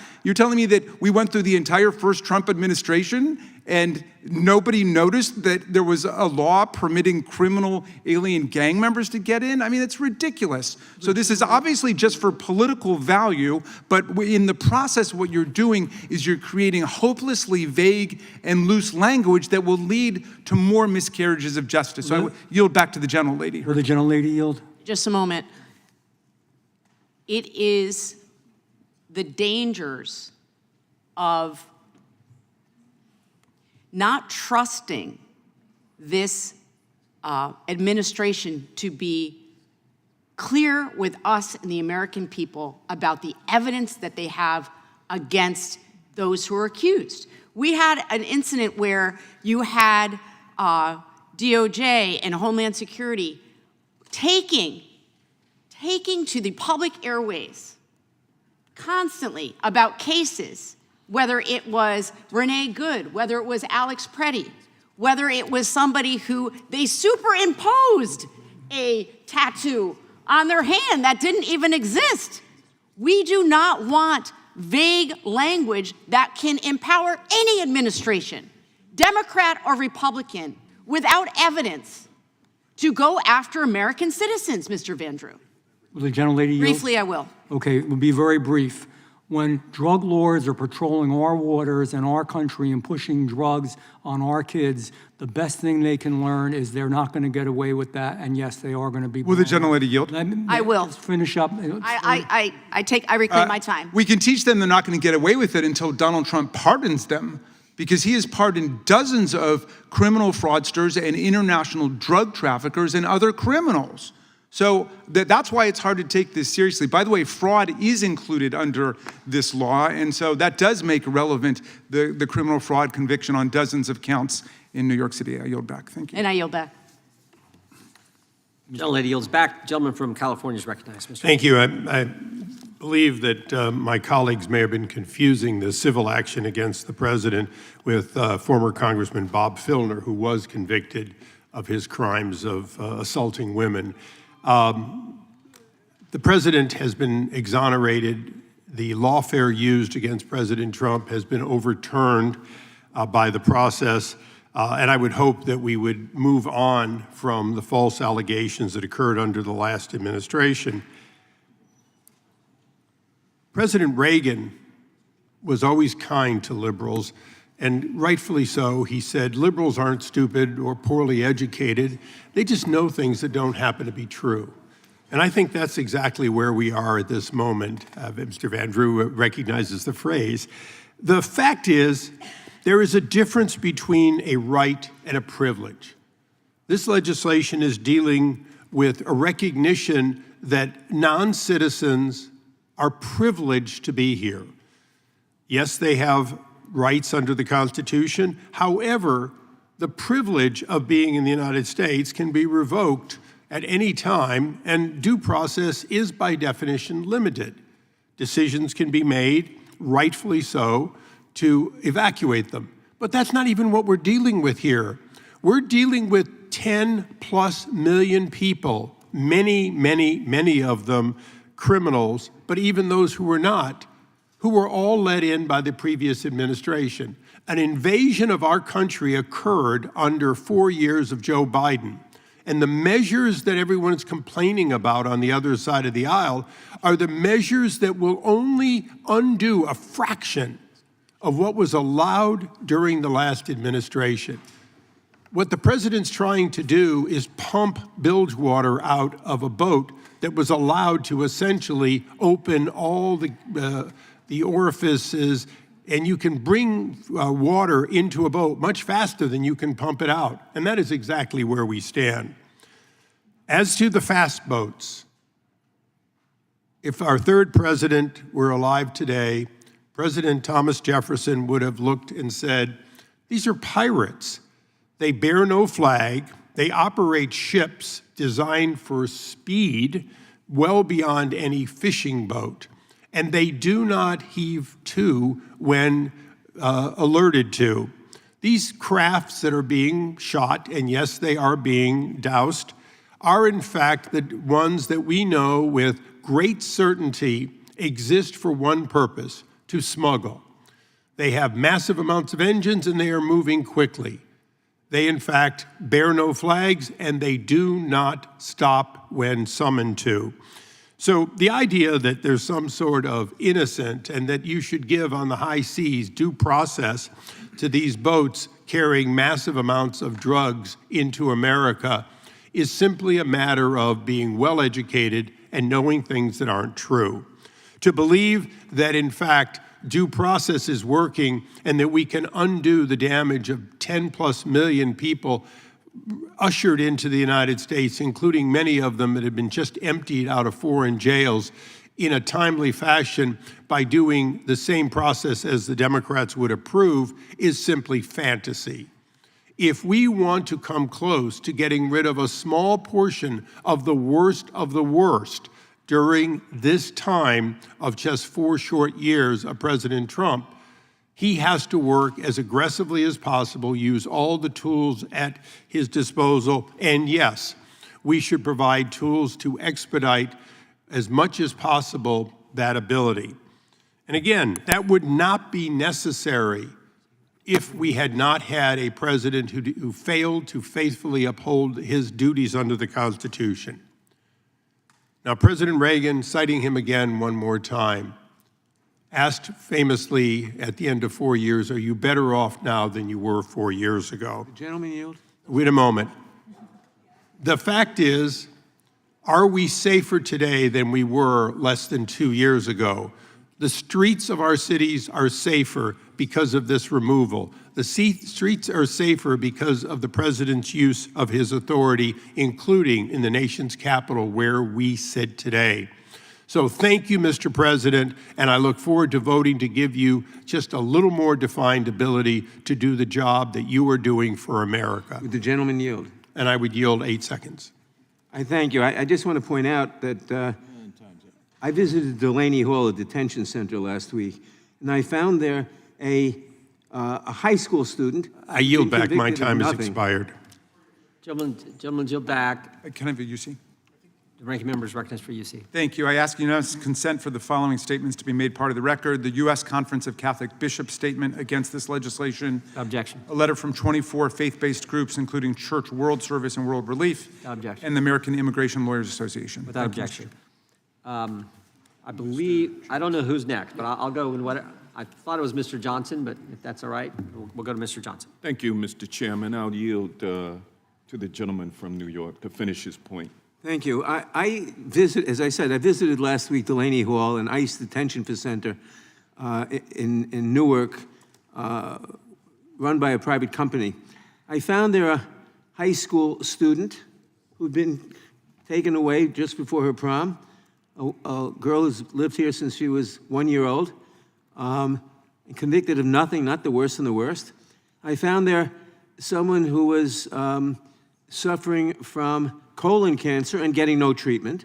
I found there someone who was diagnosed with breast cancer and is waiting a month ago and is waiting for a mammogram. I found there that the only medical treatment people get for anything is Tylenol. So I don't know how we can, in good conscience, say that that we're deporting the worst of the worst, or that our detention facilities don't violate every law on the books. I thank the gentleman for yielding. Gentleman is welcome, and I rise in opposition to this bill. This bill allows the Trump administration to deny someone entry to the United States if they have reason to believe the person is a member of a criminal gang. That's just like, you know, they're doing with these drug boats, so-called drug boats down in the Caribbean, saying that we have reason to believe. They won't share their reasoning with you, so you have no way of independently determining whether or not their actions in extrajudicially killing suspected or alleged drug dealers is correct or not. You just ask to believe that and accept it. Well, I don't. This administration cannot be believed. They compulsively lie, distort, they trick you. You can't believe anything they have to say. This legislation allows the Trump administration to deport green card holders if a Trump administration official decides that the green card holder is or has been a member of a criminal gang, and there's no due process for that determination, just like there's no due process for these speedboats. When did it become illegal to operate a speedboat in the Caribbean or in the Eastern Pacific? If you can do it, some person from Venezuela can operate a speedboat. That doesn't mean they're a drug dealer. We've already seen this administration make unfounded accusations of gang affiliation. The Trump administration deported young men because they had tattoos, even though those tattoos had nothing to do with gangs. And federal agents conducted a nighttime raid on a Chicago building claiming there were gang members inside, even though the government produced absolutely no evidence of alleged gang membership. When these are just simply magic words that the government can use to deport people without showing any evidence, they become ripe for abuse, and we know how abusive this administration has been. It is all too easy to see the government using this language to deport people who dare exercise free speech or who oppose the administration's policies. Instead of making us safer, this will cause our communities to live in even more fear. If the Trump administration cared about public safety, they would not create a $1.8 billion slush fund to reward people who stormed the Capitol and attacked Capitol Police. If Trump cared about public safety, he would not pardon a major cocaine trafficker. And if the Trump administration cared about public safety, it would allow federal law enforcement to work on gun prosecutions and child exploitation cases instead of pulling them off to work only on immigration enforcement. But this bill is not about public safety. It's a dangerous bill that gives the Trump administration unfettered power to deport someone without proof of wrongdoing. I oppose it. I urge my colleagues to do the same. And I would also point out that this legislation comes at a time when people are finding it more and more difficult to make it financially. The cost of living is just so high, and people are living day to day at this point, not knowing what's going to happen the next day. And instead of addressing those concerns, we are here giving the Trump administration the power to deport people for allegedly being a gang member. With that, I yield back. Gentleman yields back. The gentleman from Arizona is recognized. Thank you, Mr. Chairman. So last week I met with the Phoenix DEA office and their personnel and toured their lab as well. And also I met with the director of the Office of National Drug Policy. And they will tell you, contrary to what we heard from the other side, they are actually interdicting more illicit drugs, including fentanyl and cocaine, than ever before. I also, however, got to meet with 8 angel families. And these families have endured the worst pain imaginable because their government failed to do its most basic job, protect innocent Americans. I sat with Marianne Mendoza and thought about her son, Brandon, who was killed by a repeat criminal illegal alien who never should have been in this country. I thought about Steve Ronnebeck and his son, Grant, murdered by an illegal alien who should never have been here. I heard from the Basurto family, whose son, Fernando, was killed by a repeat illegal alien offender who should have been removed long before he had the chance to hurt anyone else. I spent time with Patty Fox and her daughter Carissa, whose life was permanently changed by someone who never should have been allowed to remain in the United States. She will be bound and confined to a wheelchair for the rest of her life because someone was here that should not have been here. I listened to Shannon Estes describe her daughter Shaylee, murdered in her own home by a Russian national living here illegally, someone who should never have been in this country. I thought about Patricia and Doug Quetz, whose son Nicholas was murdered by criminal gangs in Mexico. These aren't statistics. These are families who wake up every day carrying a burden that never goes away. And every one of them asks for the same thing. Do everything you can to stop this from happening to another family. And that's what this bill is about. It's about keeping a promise that we will do everything within our power to prevent the next family receiving that horrible phone call. A promise that we will not accept preventable tragedies at the cost of failed policies. A promise that we will put the safety of American families first, because we need to be honest about what we are dealing with. Foreign criminal gang members do not come to the United States to contribute to our communities. They do not come here to build businesses, raise families, or strengthen our neighborhoods. They come to sow chaos, to traffic drugs, exploit vulnerable people, traffic children, traffic and rape women. They come to commit violence. They come to terrorize communities that hardworking Americans have spent generations building. That's what criminal gang members come here to do. And right now in Phoenix, Arizona, it was reported to me that there are more than 1,000 drop houses still today. The number one human drug and trafficking corridor is in my state. It comes because we have a 62-mile stretch that we can't close. We can't close. On the south side of the border, there are 7 plazas controlled by the Sinaloa cartel, just even with the Arizona border. And they continue to pour over, and there is, according to the DEA, as they listed the number of communities that have cartel and gang members in them. The cartel are gang members. Under current law, gang membership alone is not always enough to make an alien inadmissible or deportable. Gang members can still seek various forms of immigration relief and remain in the United States, and that makes no sense. H.R. 175 closes that loophole. It creates clear grounds to remove alien gang members. It ensures they are detained. It prevents them from exploiting legal gaps to remain here indefinitely, and most importantly, sends a simple message. If you're a member of a criminal gang, the U.S. is not your sanctuary. American people are tired of watching preventable tragedies unfold while politicians search for excuses. The families I met with last week do not want speeches. They want action. They want accountability. Now I'll just speak to the drug boats. The drug boats are not bucolic fishermen out for a leisurely sail. They've been designated foreign terrorist organizations.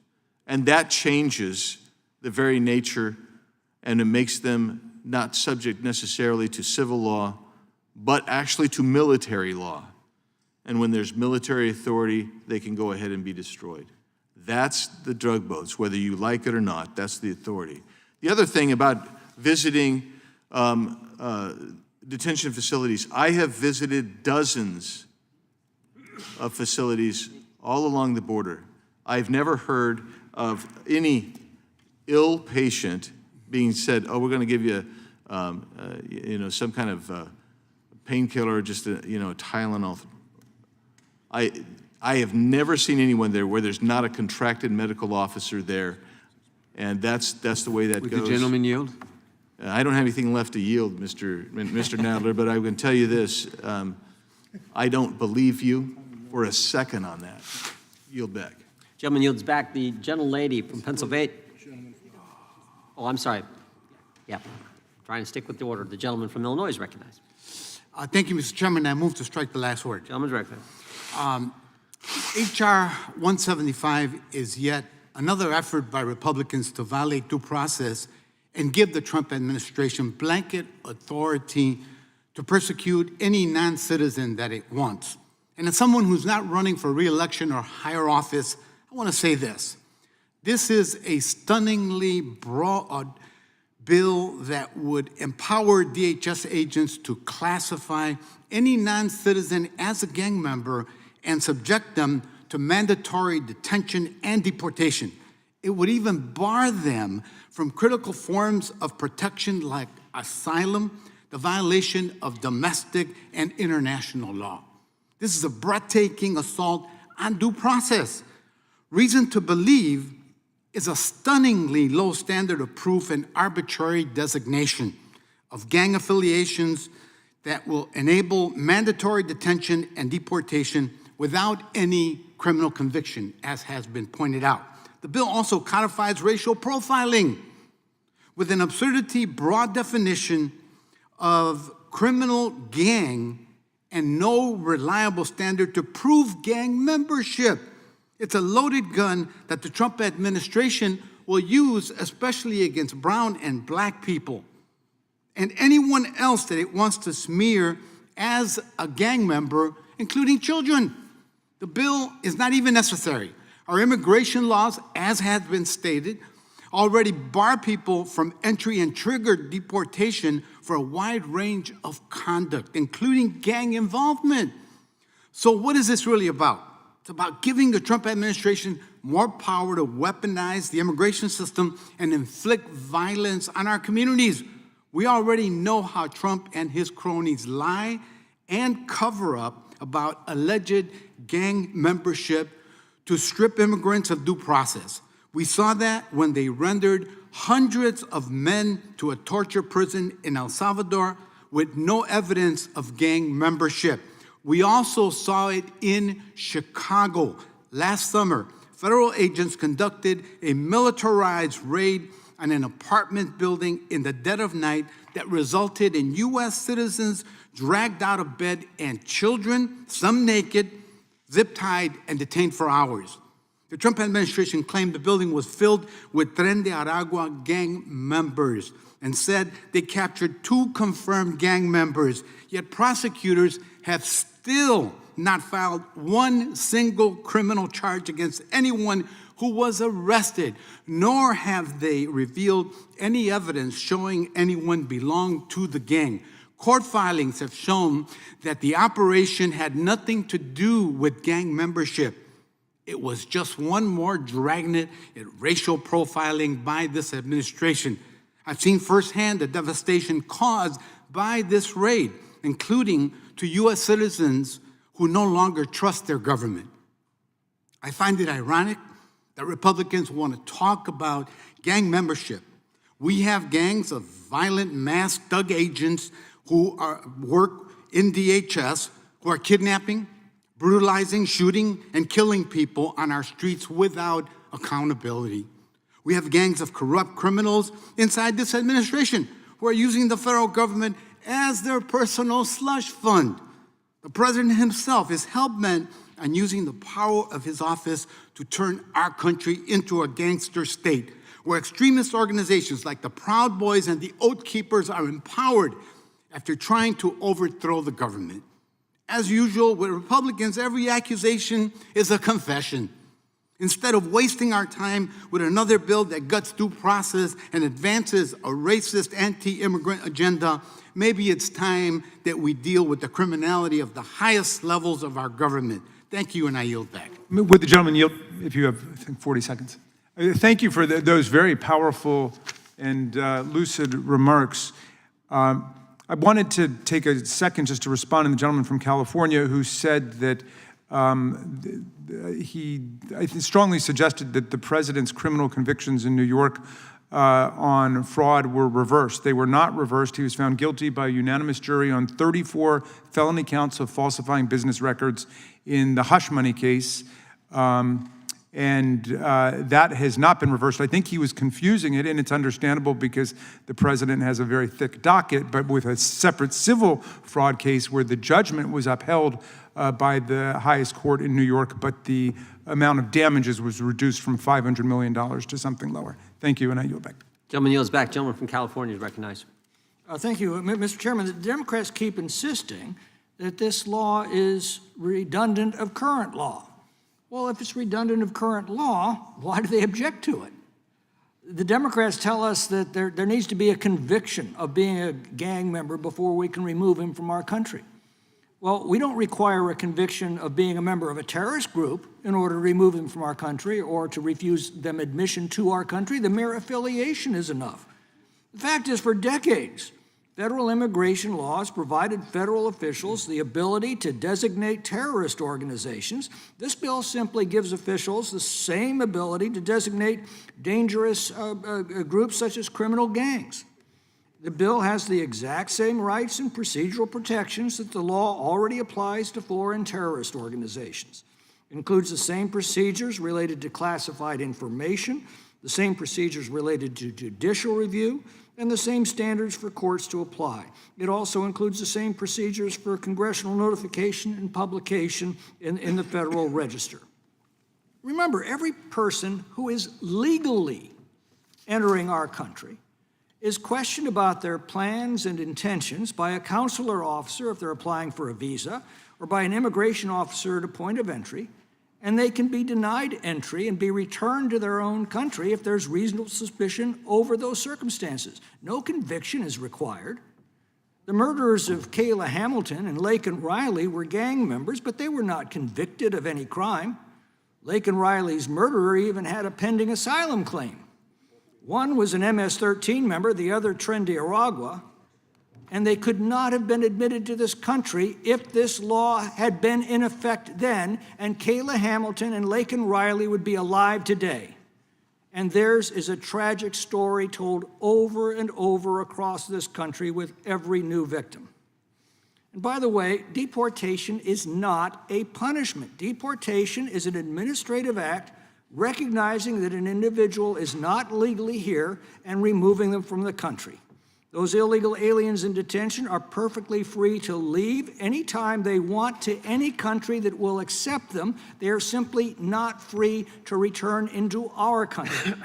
This bill simply says an illegal alien who's affiliated with a criminal gang cannot be released into the United States, as the Democrats gleefully did for 4 years, or access other privileges that we accord to immigrants. I yield back. Gentleman yield. Yes, I yield to the gentleman. I appreciate the gentleman yielding. So the Democrats' position is if you're here in the country, maybe illegally, but you're not a citizen, you're here in the country and you're affiliated with the gang, you can't be removed. That's their position. We actually think you should, and that's what the bill does. But that's not where they stop. Remember, we just had a hearing 2 weeks ago. They don't stop there. They actually want preferential treatment for someone. We saw Mr. Descano sit right there. He gives preferential treatment to individuals who are here illegally and commit another crime. He changes the plea agreement, what he might charge, depending on their immigration and deportation status. So they take it a step further. All we're saying is if you're here, not a citizen, you're a member of a gang, we don't think you should stay. Plain and simple. They say, no, you should stay, and we're going to take it a step further. And as I've said now several times, it's all part of their systematic, I call it their 4-part plan. Step one, as the chairman of the subcommittee has pointed out, they let in 10 million illegal migrants during the Biden administration. Step two, create sanctuary jurisdictions, which makes it difficult to remove those migrants when they commit another crime. Step three, don't fund the people who do the removing. We're having that debate as we speak. They won't fund ICE. And then step four, prosecutors say we're not even going to charge him, or we're not going to charge him the same way we would charge an American citizen who commits the exact same crime. Such a deal, such a plan. That is what they're executing. And all this is just good common sense. And so I appreciate the work of the chairman of the committee and what he's done on this bill, and would urge a yes vote. And with that, I would yield back the time. Simply repeat the point. If a rattlesnake's curled up in your bedroom, would you wait to remove it until it strikes, or would you get it out of your bedroom before it can harm you or your family? That's precisely what this bill is about. Earlier, if the gentleman would yield one more time. Earlier, the ranking member said we need to walk our way back. I can't remember the kind. Walk our way. What we need to walk our way back from is this sanctuary jurisdiction. Almost a third of the country, 18 big blue populated cities, 11 states, 3 counties, District of Columbia are sanctuary jurisdictions. So American citizens living there, and understand in simple terms what that means. The politicians tell local law enforcement, don't work with federal law enforcement when it comes to enforcing federal law. That is just plain stupid. But that is what's going on in almost a third of the country. That's what we need to walk our way back from. We need to keep all this in context. Again, I yield back. Gentleman's time has expired. The gentlelady from Pennsylvania is recognized. Thank you, Mr. Chairman. I think we need to level set here a little bit. I mean, we've just heard Democrats think this, think that. Most of that was fiction. Certainly, no Democrats are advocating. What part was fiction? The part The that would yield. says 31.5% of the country lives in a sanctuary jurisdiction. no. It's still my time. No, but I'm just So asking what part was here's- fiction. You said what I said was fiction. I'm reclaiming my time. Can I start over? I'll give you all the time you want. I'd like you to Okay, answer the great. question. So the chairman just suggested that Democrats want to allow in criminals, want to allow in violent criminals, and don't have any interest in getting rid of violent criminals. That's just fiction. That's why there are laws on the books that Democrats and Republicans have voted for. But what we are objecting to is the absence of due process in all of these bills that you keep bringing forth. I mean, what makes America different is our fealty to the rule of law, is that we observe due process. And that simply means if you've got a gripe about something, if you think someone's a criminal, well, then you have to prove it. And the problem we have with this administration is they keep making accusations of people, particularly if those people are immigrants to this country, and they can't prove them because those are false allegations, whether it is claiming that people who they are blowing out of the water in the Caribbean are drug dealers when we haven't seen proof that they all are. It certainly appears from reporting that some of them were fishermen, that many of them were not bringing drugs into this country. This idea that the gentleman from California said, oh, they refused to hail over, there was nothing to hail over to. They're being bombed by drones and by airplanes. So, you know, if you think that amounts to due process, then we should be having hearings on that because it doesn't meet any standard of due process that we've ever seen. Then we hear an alternative justification that, well, we don't need to observe due process because this is actually the law of war. Well, when we talk to the folks who are experts in the law of war, they say, in fact, what's been going on with bombing these boats has often constituted war crimes. So once again, we are not living up to what the American ideals are with respect to if you accuse someone of something, if you are going to murder them, if you are going to send them to jail, if you're going to send them to some foreign gulag, you better be able to prove the allegations you're making against them. And this administration has been particularly suspect when it makes allegations about people that it views as enemies. Heck, they've accused Americans who were standing up and exercising their First Amendment rights of being domestic terrorists. So I think we have very strong reasons not to trust without proof, without due process, when the whole of government is being weaponized for political purposes. I was, however, heartened by Mr. Biggs' remarks, and I agree with him. The American people are tired of watching preventable tragedies occurring because of bad policies. And if that's his opinion, I think he should be joining with us on some of the gun safety legislation that has been waiting for hearings and waiting to be moved, because we see every day across this country, we see people being killed because of bad policy. because of the failure to enact common sense gun safety laws in this country that will help our law enforcement actually enforce the laws on our books. With that, Mr. Raskin, I yield to you. Thank you. I want to thank the distinguished gentlelady from Pennsylvania for her excellent comments. Let me just add a couple things. Our colleagues talk about murder and rape. Murder and rape are against the law, and anybody who commits it should be given due process rights, prosecuted, and if they're guilty, found guilty, and sent to jail. And if they're not a citizen of the United States, they should be deported after they have been convicted and after we've gotten all the evidence. In just 1 second, I just wanted to make one other point. The gentleman says, and this is indisputably true, if certain undocumented people weren't in the country when a crime was committed, then the crime wouldn't have been committed. That is indisputably true. It is like also saying if Donald Trump had not pardoned Andrew Paul Johnson, he would not have been able to commit those 2 sex crimes against 12-year-olds and then be sentenced to life afterwards. So yes, we need to have bipartisan, comprehensive immigration reform. Let's stop using this as just an opportunity for demagoguery. Why don't we actually sit down and legislate? That's what we should be working on, and I thank you for yielding. Thank you, and I just wanted to conclude with the rattlesnake analogy. I mean, before you kill a rattlesnake before it strikes, maybe you should prove it's a rattlesnake instead of just a garter snake. Thank you. Gentlelady yields back. Question on the adoption of the amendment in the nature of a substitute. This will be followed immediately by a vote on reporting the bill. All those in favor say aye. Aye. Those opposed, no. No. Opinion of the chair, the ayes have it, and the amendment in the nature of a substitute is adopted. The question on favorably reporting the bill is amended. All those in favor say aye. Aye. Those opposed, no. The ayes have it, and the bill is ordered to be reported favorably to the House. Members will have 2 days to submit views. Seeking a roll call vote, Mr. Chairman. I wonder if the rule is if I get through that line. Almost made it. If I get to, there was like another sentence I had to get to, though. Recorded vote being requested, the clerk will call the roll. Mr. Jordan? Yes. Mr. Jordan votes yes. Mr. Issa? Mr. Issa votes yes. Mr. Biggs? Mr. Biggs votes yes. Mr. McClintock? Mr. McClintock votes aye. Mr. Tiffany? Mr. Massey? Mr. Roy? Mr. Fitzgerald? Mr. Klein? Mr. Gooden? Mr. Van Drew? Mr. Nels? Mr. Moore? Mr. Moore votes yes. Ms. Hagman? Ms. Lee? Ms. Lee votes yes. Mr. Hunt? Mr. Fry? Mr. Kiley? Mr. Grothman? Mr. Grothman votes aye. Mr. Knott? Mr. Harris? Mr. Onder? Mr. Schmidt? Mr. Schmidt votes aye. Mr. Gill?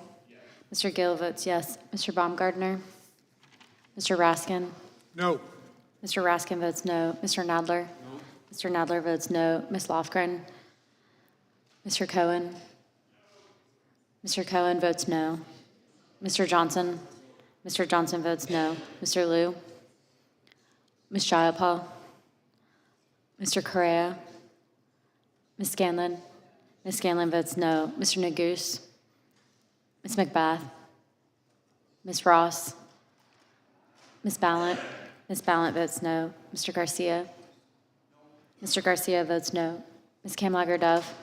Ms. Kamlager-Dove votes no. Mr. Moskowitz? Mr. Goldman? Ms. Crockett? Mr. Fry, you're not recorded. Mr. Fry votes aye.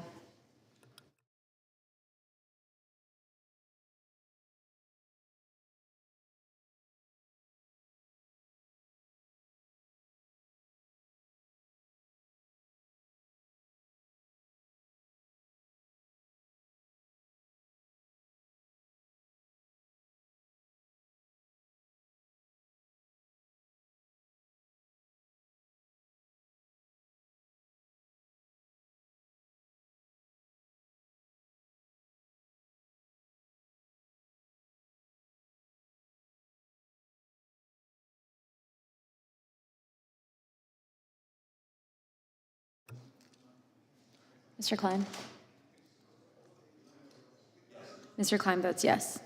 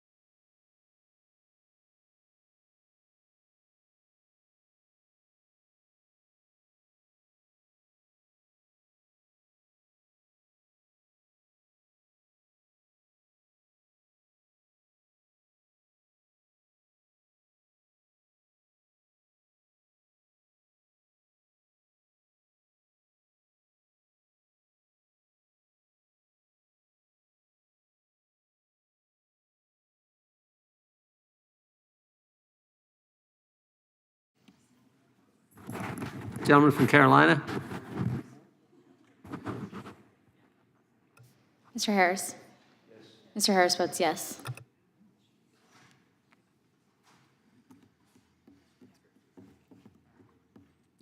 You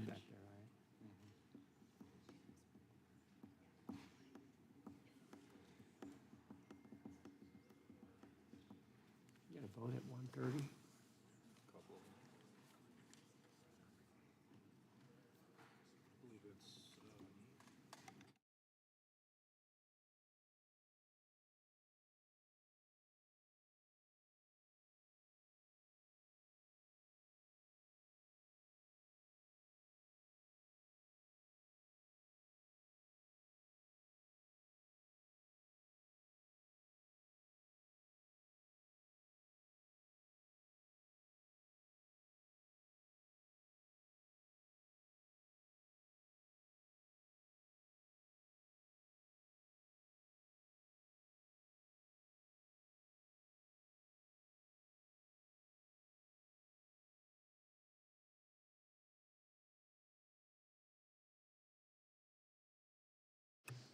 Mr. Van Drew, you are not recorded.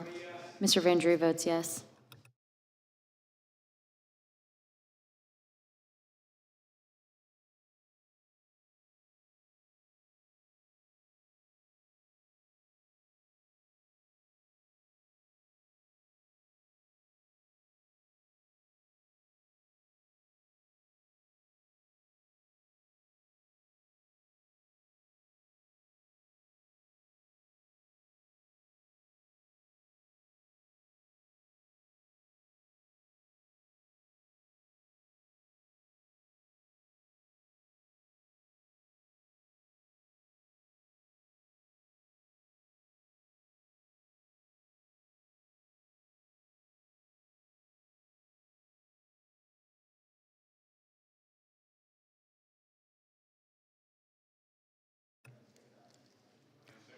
Mr. Onder, you are not recorded.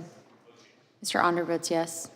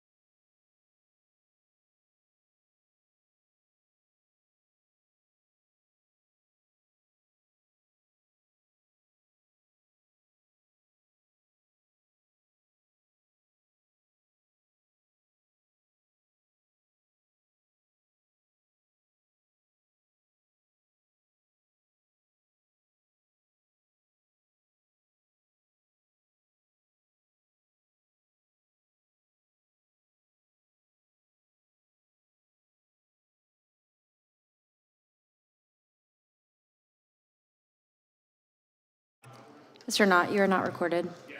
Mr. Knott votes yes.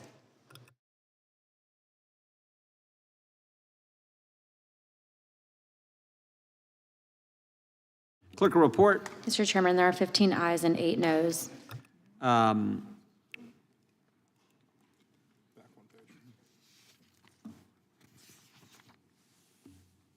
ayes have it. The bill is ordered to be reported in favor to the House. Members will have 2 days to submit views. Without objection, the bill will be reported as a single amendment in the nature of a substitute incorporating all adopted amendments, and staff is authorized to make technical and conforming changes pursuant to notice we call up H.J. Res. 1.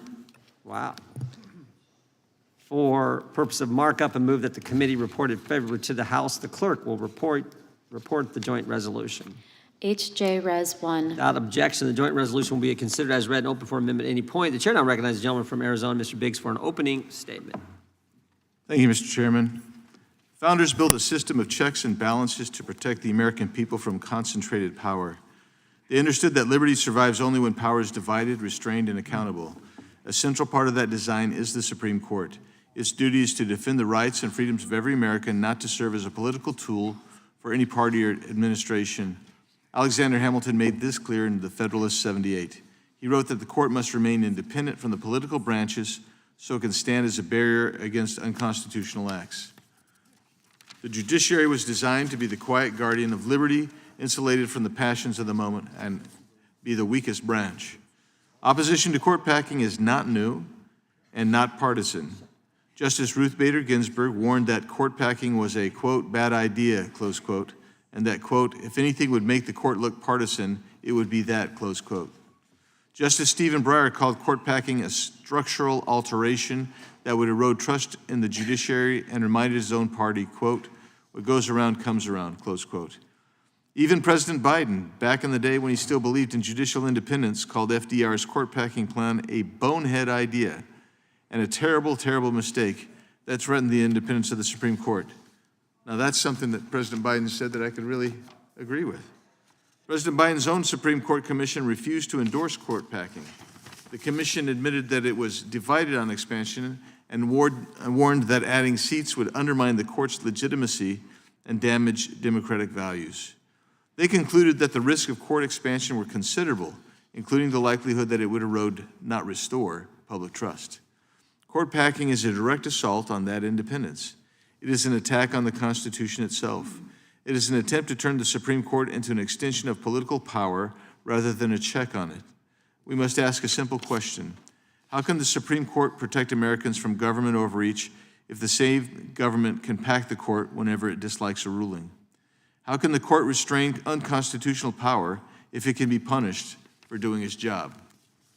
And history gives us a clear warning. When President Franklin Roosevelt tried to pack the court in 1937, Congress, including Democrats, rejected it outright. FDR even attacked the justices personally, claiming, quote, lowered mental or physical vigor, close quote, made them unable to understand modern problems. Congress responded with bipartisan outrage. Members introduced at least 10 constitutional amendments to fix the court at 9 members. The Democrat-controlled Senate Judiciary Committee called FDR's plan, quote, an invasion of judicial power that violates every sacred tradition of American democracy, close quote. And the Senate voted 70-20 to strip every court packing provision from the bill. Both parties understood then what we must understand now. Court packing is a direct threat to the Republic. Many of my colleagues across the aisle have pushed court packing schemes for years. It's not new. The ranking member, Raskin, ranking member Johnson, and others made it a central goal during the Biden-Harris era. Their objective has been the same from the start: intimidate the court, pressure the justices, clear the way for their agenda. And let's be honest, they had no problem with the court when it delivered rulings they liked. They celebrated Roe v. Wade for decades. But the moment the court issued rulings they disagreed with, they demanded the institution be blown up and rebuilt to guarantee political outcomes. Their goal is not ethics, it's not policy, it's power. One of their own members, former Representative Mondaire Jones, said the quiet part out loud, quote, nothing will be enough to protect our democracy short of sending this far-right majority on the court to its rightful place in the minority and into the dustbin of history by expanding the Supreme Court, close quote. That's not about legitimacy. That's about punishing the court for doing its job.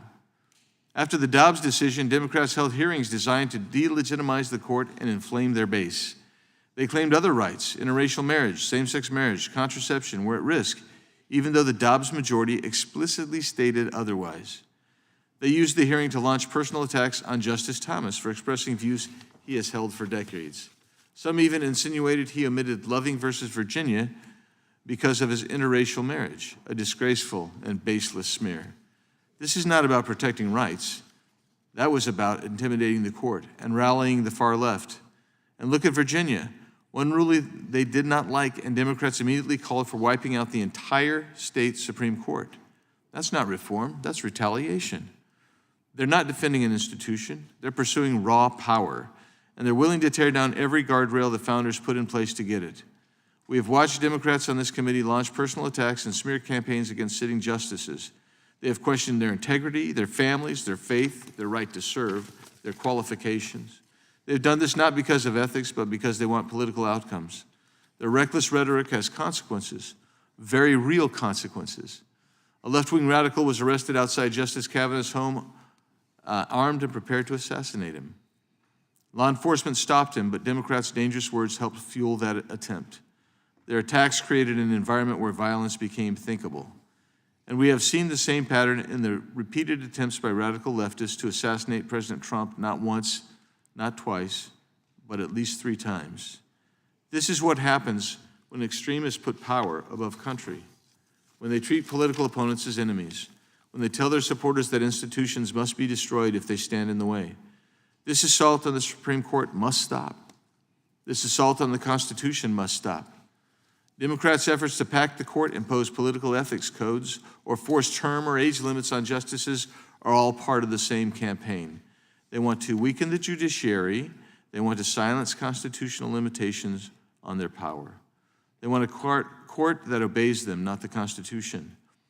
This constitutional amendment proposed today will fix the number of justices at 9 members and will stop their court-packing scheme. It will protect the court's legitimacy. It will preserve the checks and balances that safeguard our freedoms, and it will ensure the right of all Americans that they remain secure, no matter who holds political power. The Supreme Court must remain independent. It must remain strong enough to do its job, and it must remain a guardian of liberty, not a casualty of partisan ambition. I yield back. Gentleman yields back. The gentleman from Maryland is recognized. Thank you kindly, Mr. Chairman. I oppose this resolution precisely because it undermines the constitutional design and the framers' separation of powers. It's fascinating to me that our friends would cite the framers in the Federalist Papers to undo the handiwork of the framers. The question before us today is not really about whether 9 should become a magic number and elevated above all of the other numbers.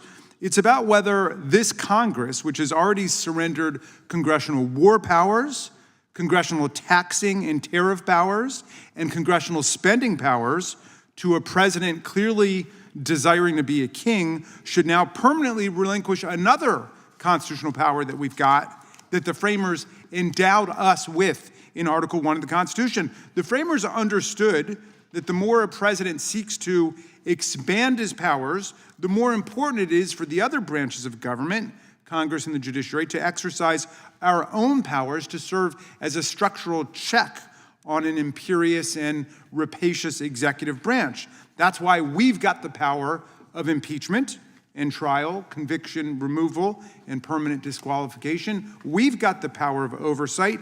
We've got the power of the purse. Alas, over the last year and a half, we've seen this GOP-controlled Congress act in an utterly obsequious and invertebrate fashion before a president who thinks he can go to war without Congress, impose the largest tax in American history in a tariff, in the form of a tariff without Congress, create billion-dollar slush funds without Congress, give himself and his family permanent, forever, in all caps, immunity in all cases relating to crimes and civil wrongs that he or his family members have committed without Congress having any say in it, and reduced the Supreme Court and the federal judiciary to being the pure instrument of his will. Now, placing loyalty to party over loyalty to the Constitution, MAGA House Republicans have repeatedly declined to act in any way to reject these outrageous usurpations by the executive. In fairness to the Senate Republicans, they have properly reacted with outrage and scorn for the president's sordid attempt to deal himself a $1.776 billion slush fund to bankroll his private militia and ship of fools political operation. But this joint resolution from the GOP takes us much further down the road of institutional capitulation and surrender. This is not constitutional conservatism in any way, but rather one more abdication striking at the very architecture of our republic. The Founding Fathers designed Congress to be the predominant branch, the one representing the people directly, and the one most capable of standing as a bulwark against a president grasping for kingly powers.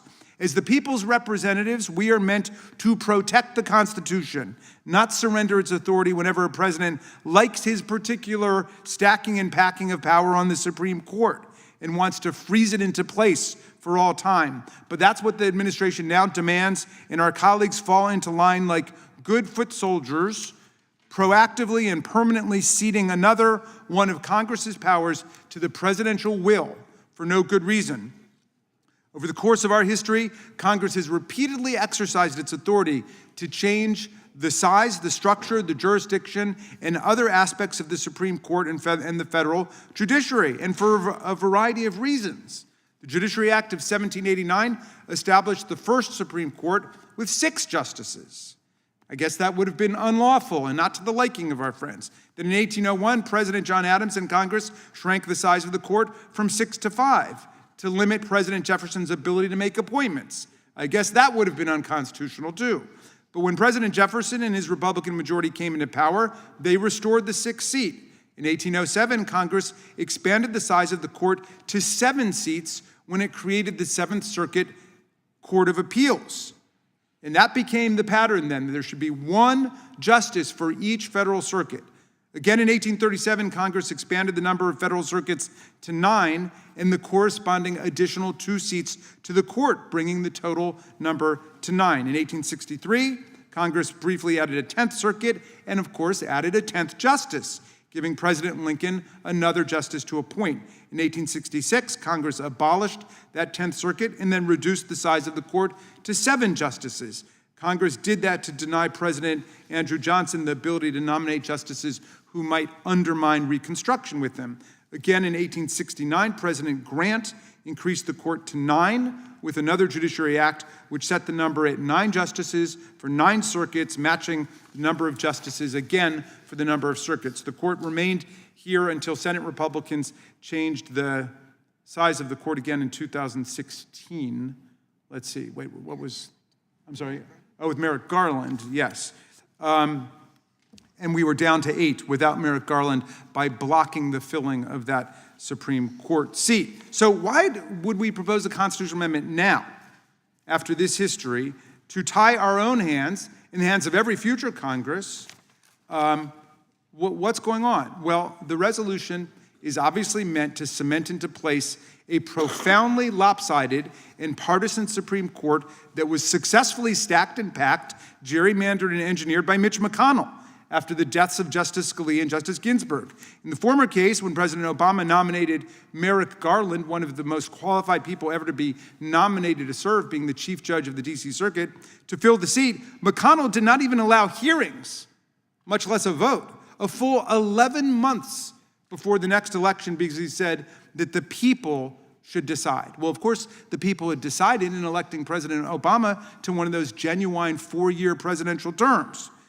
In the latter case, he rushed a vote for Amy Coney Barrett, check this out, 8 days before the presidential election.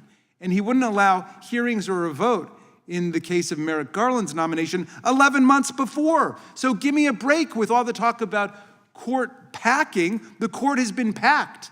Any changes now conceivably could lead to unpacking of the Supreme Court. This measure today is not a serious effort to improve our constitutional system. It's an attempt to pacify the president again by freezing the illegitimate handiwork of the MAGA senators into place for all time. Our colleagues are trying to give away another tool that our Constitution deliberately gave to Congress to check the other two branches simply because Donald Trump is demanding it. And we shouldn't be surprised. It's in keeping with the pattern we've seen since January 20th, 2025, where the leadership here has overseen in a completely passive way the unprecedented expansion of executive power and celebrated it. So, this proposed constitutional amendment is not headed for ratification. Everybody knows that. So I turn back to the question before us, which is whether Congress should permanently surrender another one of its essential constitutional powers. The framers answered that question well for us more than 2 centuries ago, and I stand with them. Congress was designed to check executive power, not succumb and surrender to it. I oppose this misguided resolution. I yield back to you, Mr. Chairman. Gentleman yields back. Without objection, all their opening statements will be included in the record. The chair now recognizes, I think the gentleman from Tennessee was first, but I'll get to you then, Mr. Nadler. Gentleman from Tennessee? I move to strike the last word. Gentleman is recognized.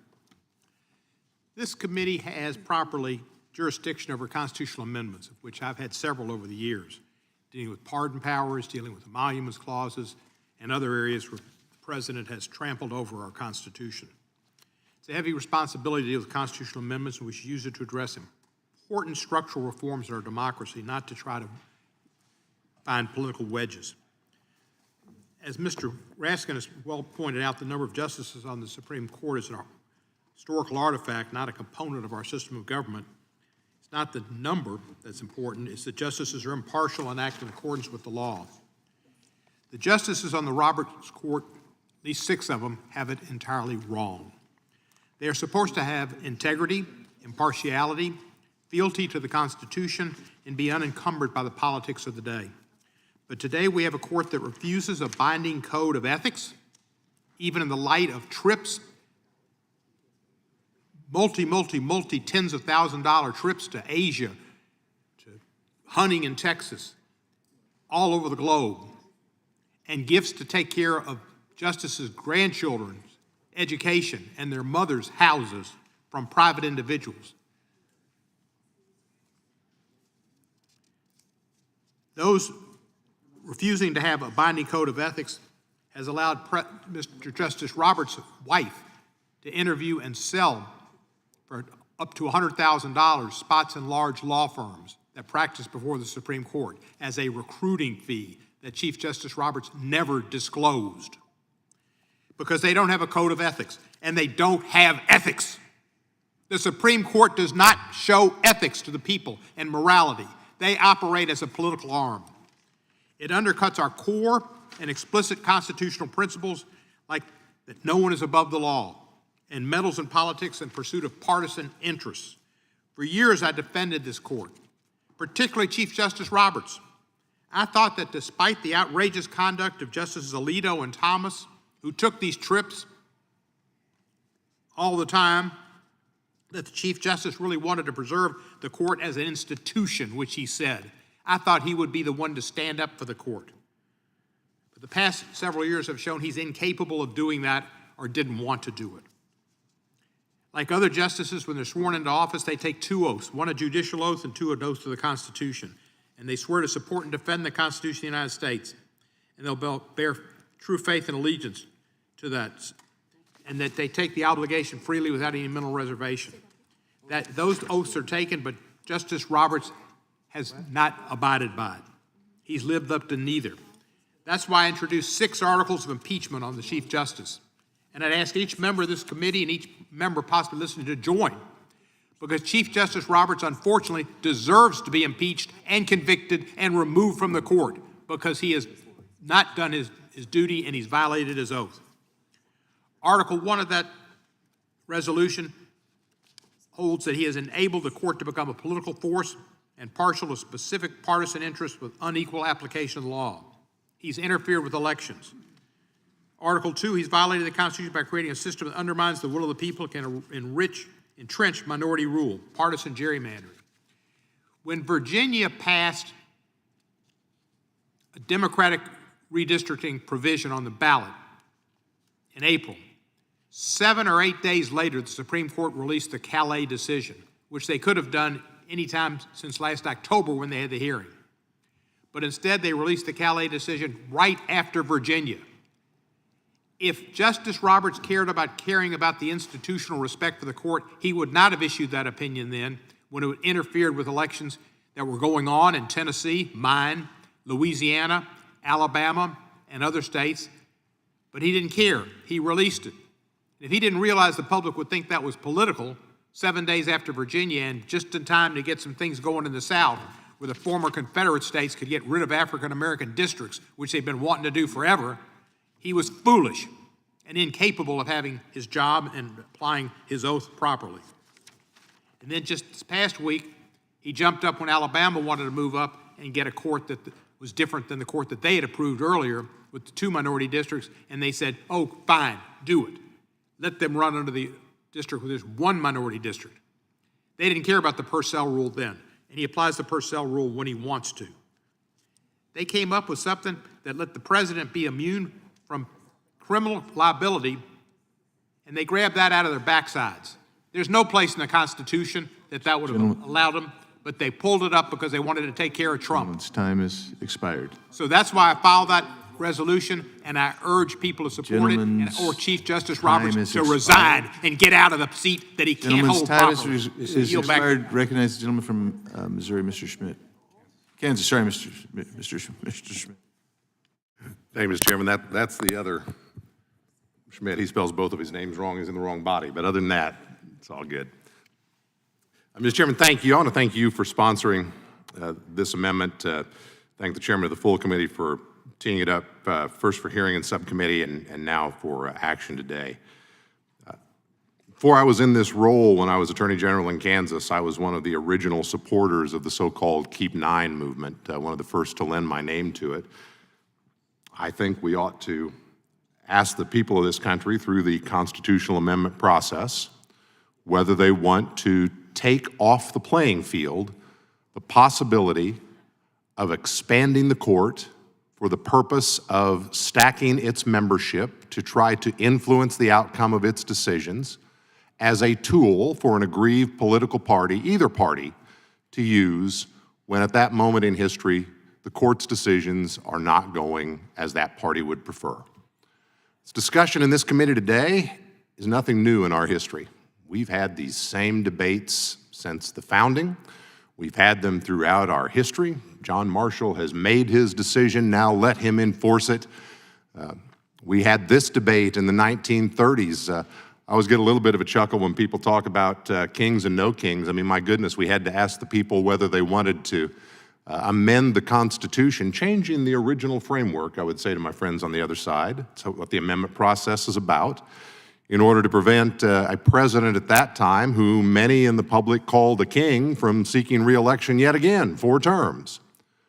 But one thing that was rejected in the 1930s, when there was a lot of turmoil in the architecture of our system, was packing the court by expanding it. In fact, it was proposed and it was rejected by bipartisan majorities, including majorities led by members of the other party, the president's party, in both houses of Congress, because our predecessors in these roles had the wisdom to understand that fundamentally rewriting the rules of the game by expanding the court to get a preferred outcome in your cases is counter to how we should govern ourselves in this country.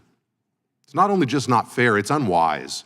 As our witnesses testified in the subcommittee on this measure, on this topic, it has no limiting principle.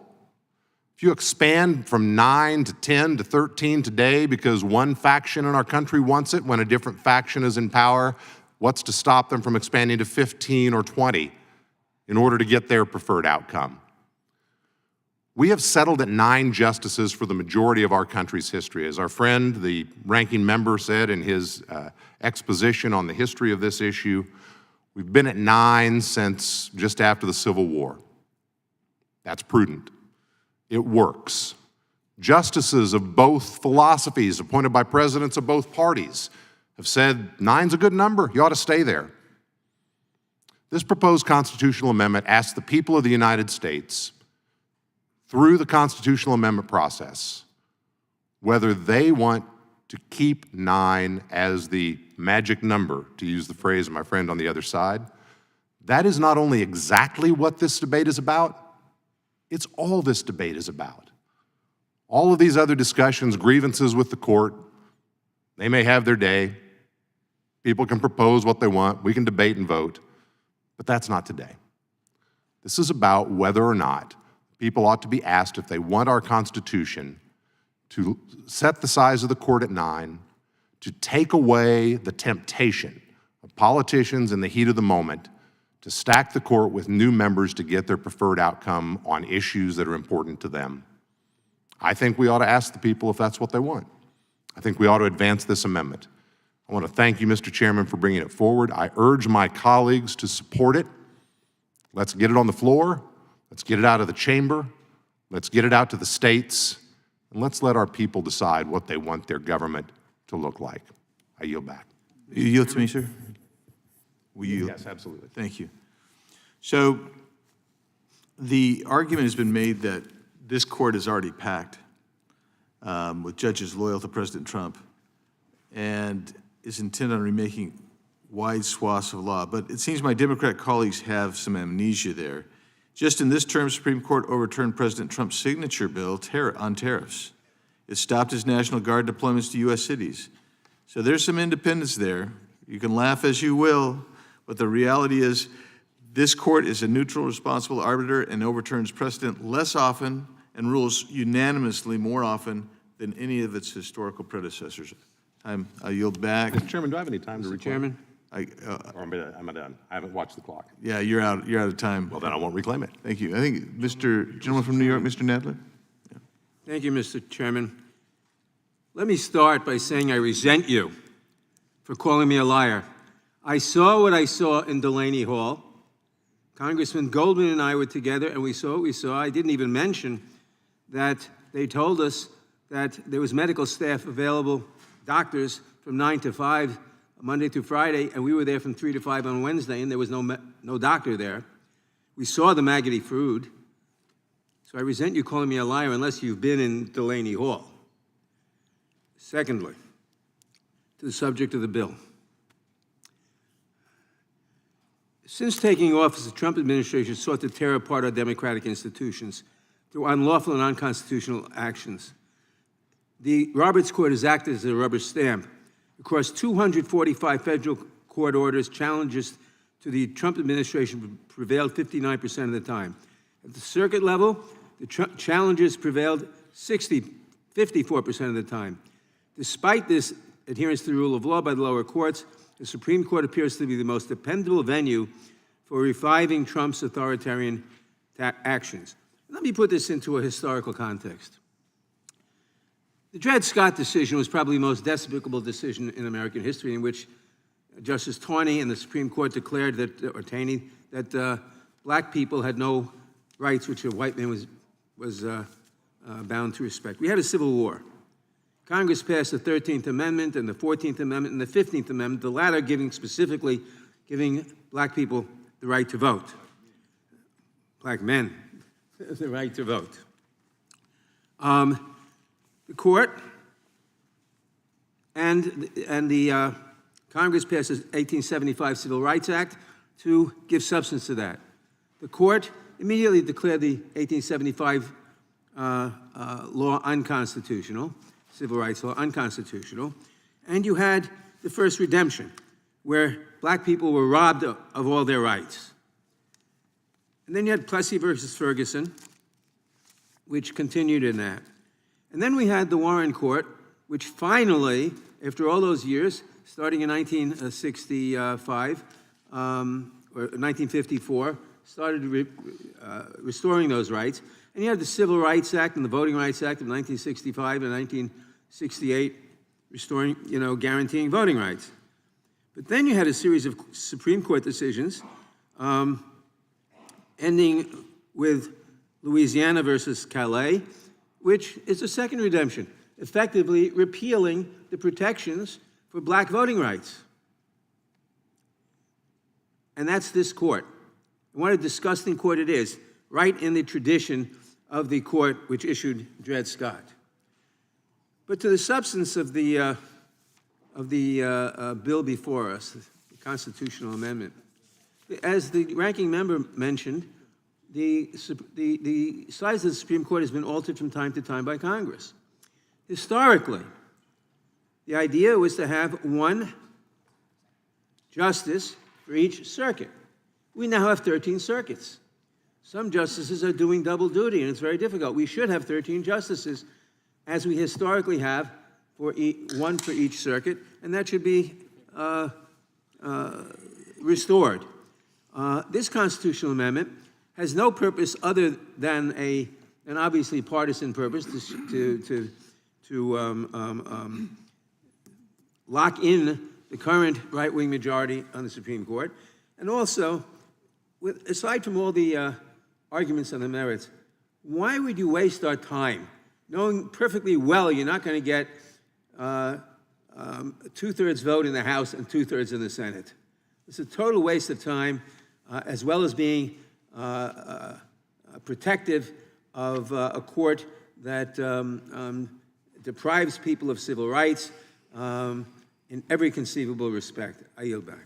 Could the gentleman yield? I yield to the gentleman. But I just wanted to make a point that was made to me by our dear colleague from Tennessee, whose majority African-American district has been dismantled by this series of court actions. This attempt to gerrymander and pack and stack and engineer institutions for partisan purposes is not limited to the judiciary. It's exactly what President Trump has done with respect to congressional redistricting itself.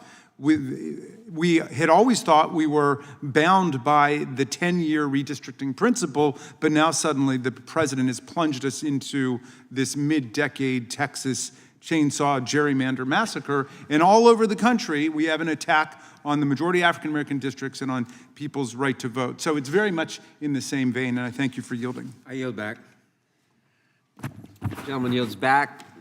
Gentleman from Georgia is recognized.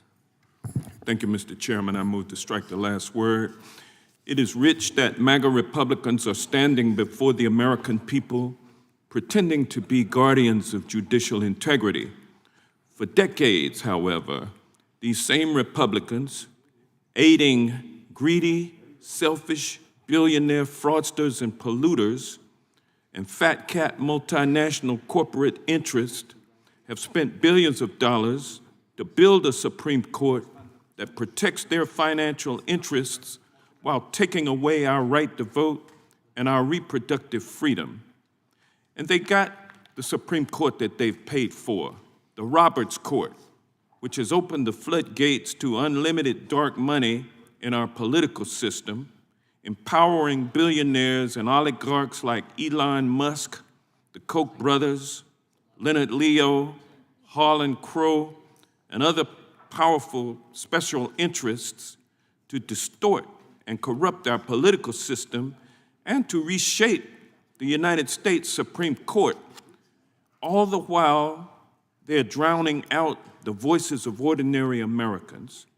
This court granted Trump unprecedented immunity, placing him virtually above the law. This Supreme Court, before he took office, gave him immunity and rubber-stamped, after that, all of his illegal policies. This resolution is just, this Supreme Court has resulted in you having to pay higher prices and costs, while at the same time, this president fattens his own pockets and those of his wealthy, billionaire, big shot, dark money billionaire friends. This resolution is just another example of MAGA Republicans giving away Congress's power in order to please a president who does not want us to hold anyone, especially himself, accountable. Congress can pass a law changing the size of the court, just like it can pass a law that mandates an enforceable ethics code for the court. But MAGA Republicans don't want to do that, and they're tripping over themselves to limit the tools in our congressional toolbox. They want to give Congress's power away to Trump and then stick their heads in the sand and hope everything works out as it will for the billionaires, but unfortunately not for the regular working people in this country. But more than anything, this is just a MAGA distraction. The prices of groceries, health care, housing, and gas are skyrocketing for everyday Americans. Yet, Trump keeps getting richer and richer at our expense. He has bought shares in companies like NVIDIA and Palantir before taking policy actions that gave those companies a boost. And he is even profiting off of this war that he started in the Middle East. That's despicable. Trump bought stocks in oil companies and defense contractors that stand to profit the longer that the war continues. The government purchased drones from a company linked to Trump's son.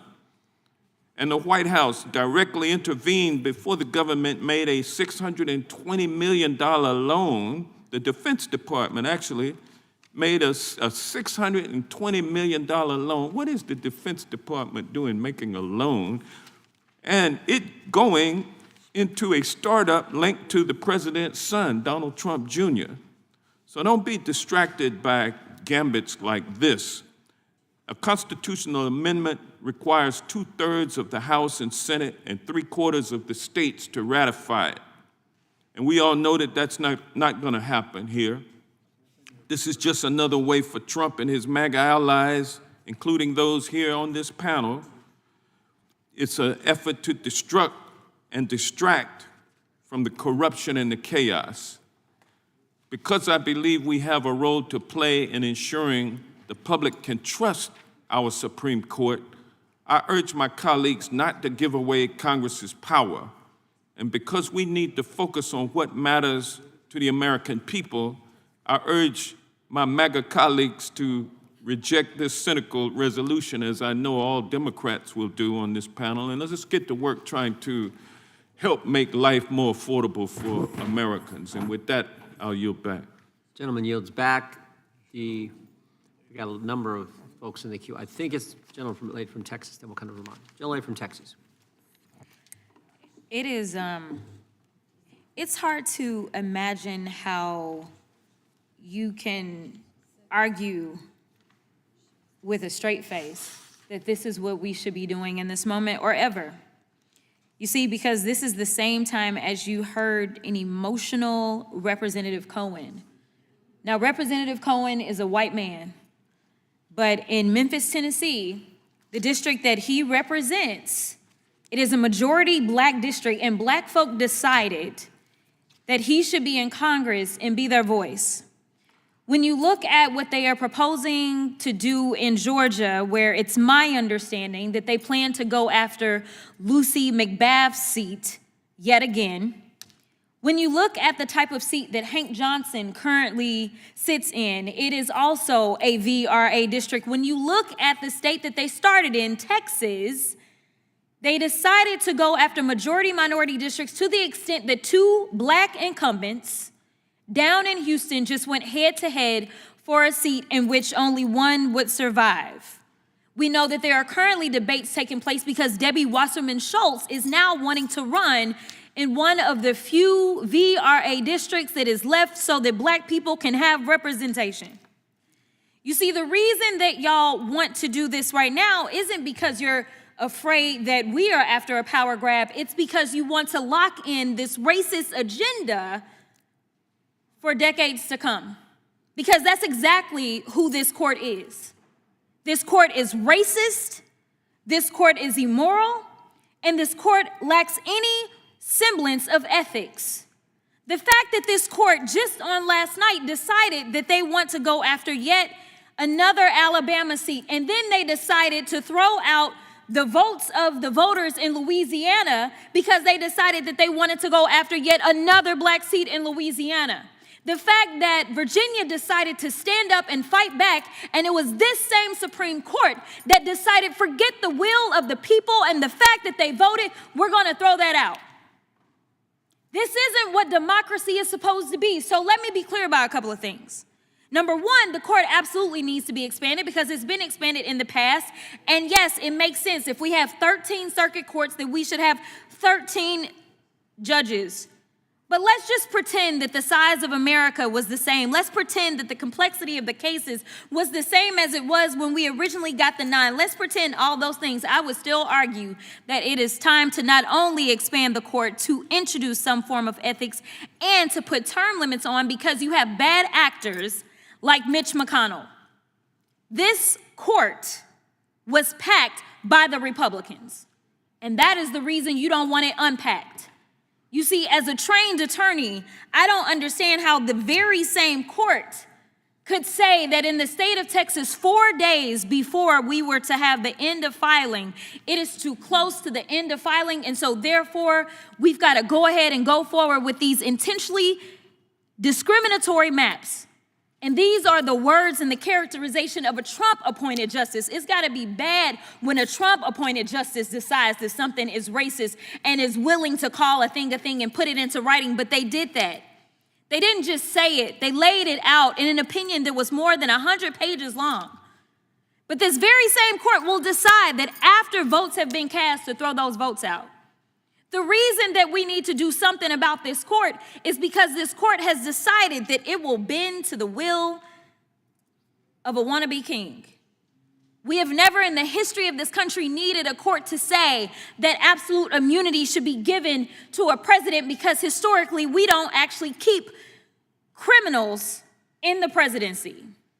But we know that even after he had been found guilty by a jury of his peers, y'all went out and y'all wanted to say, yes, this is our guy.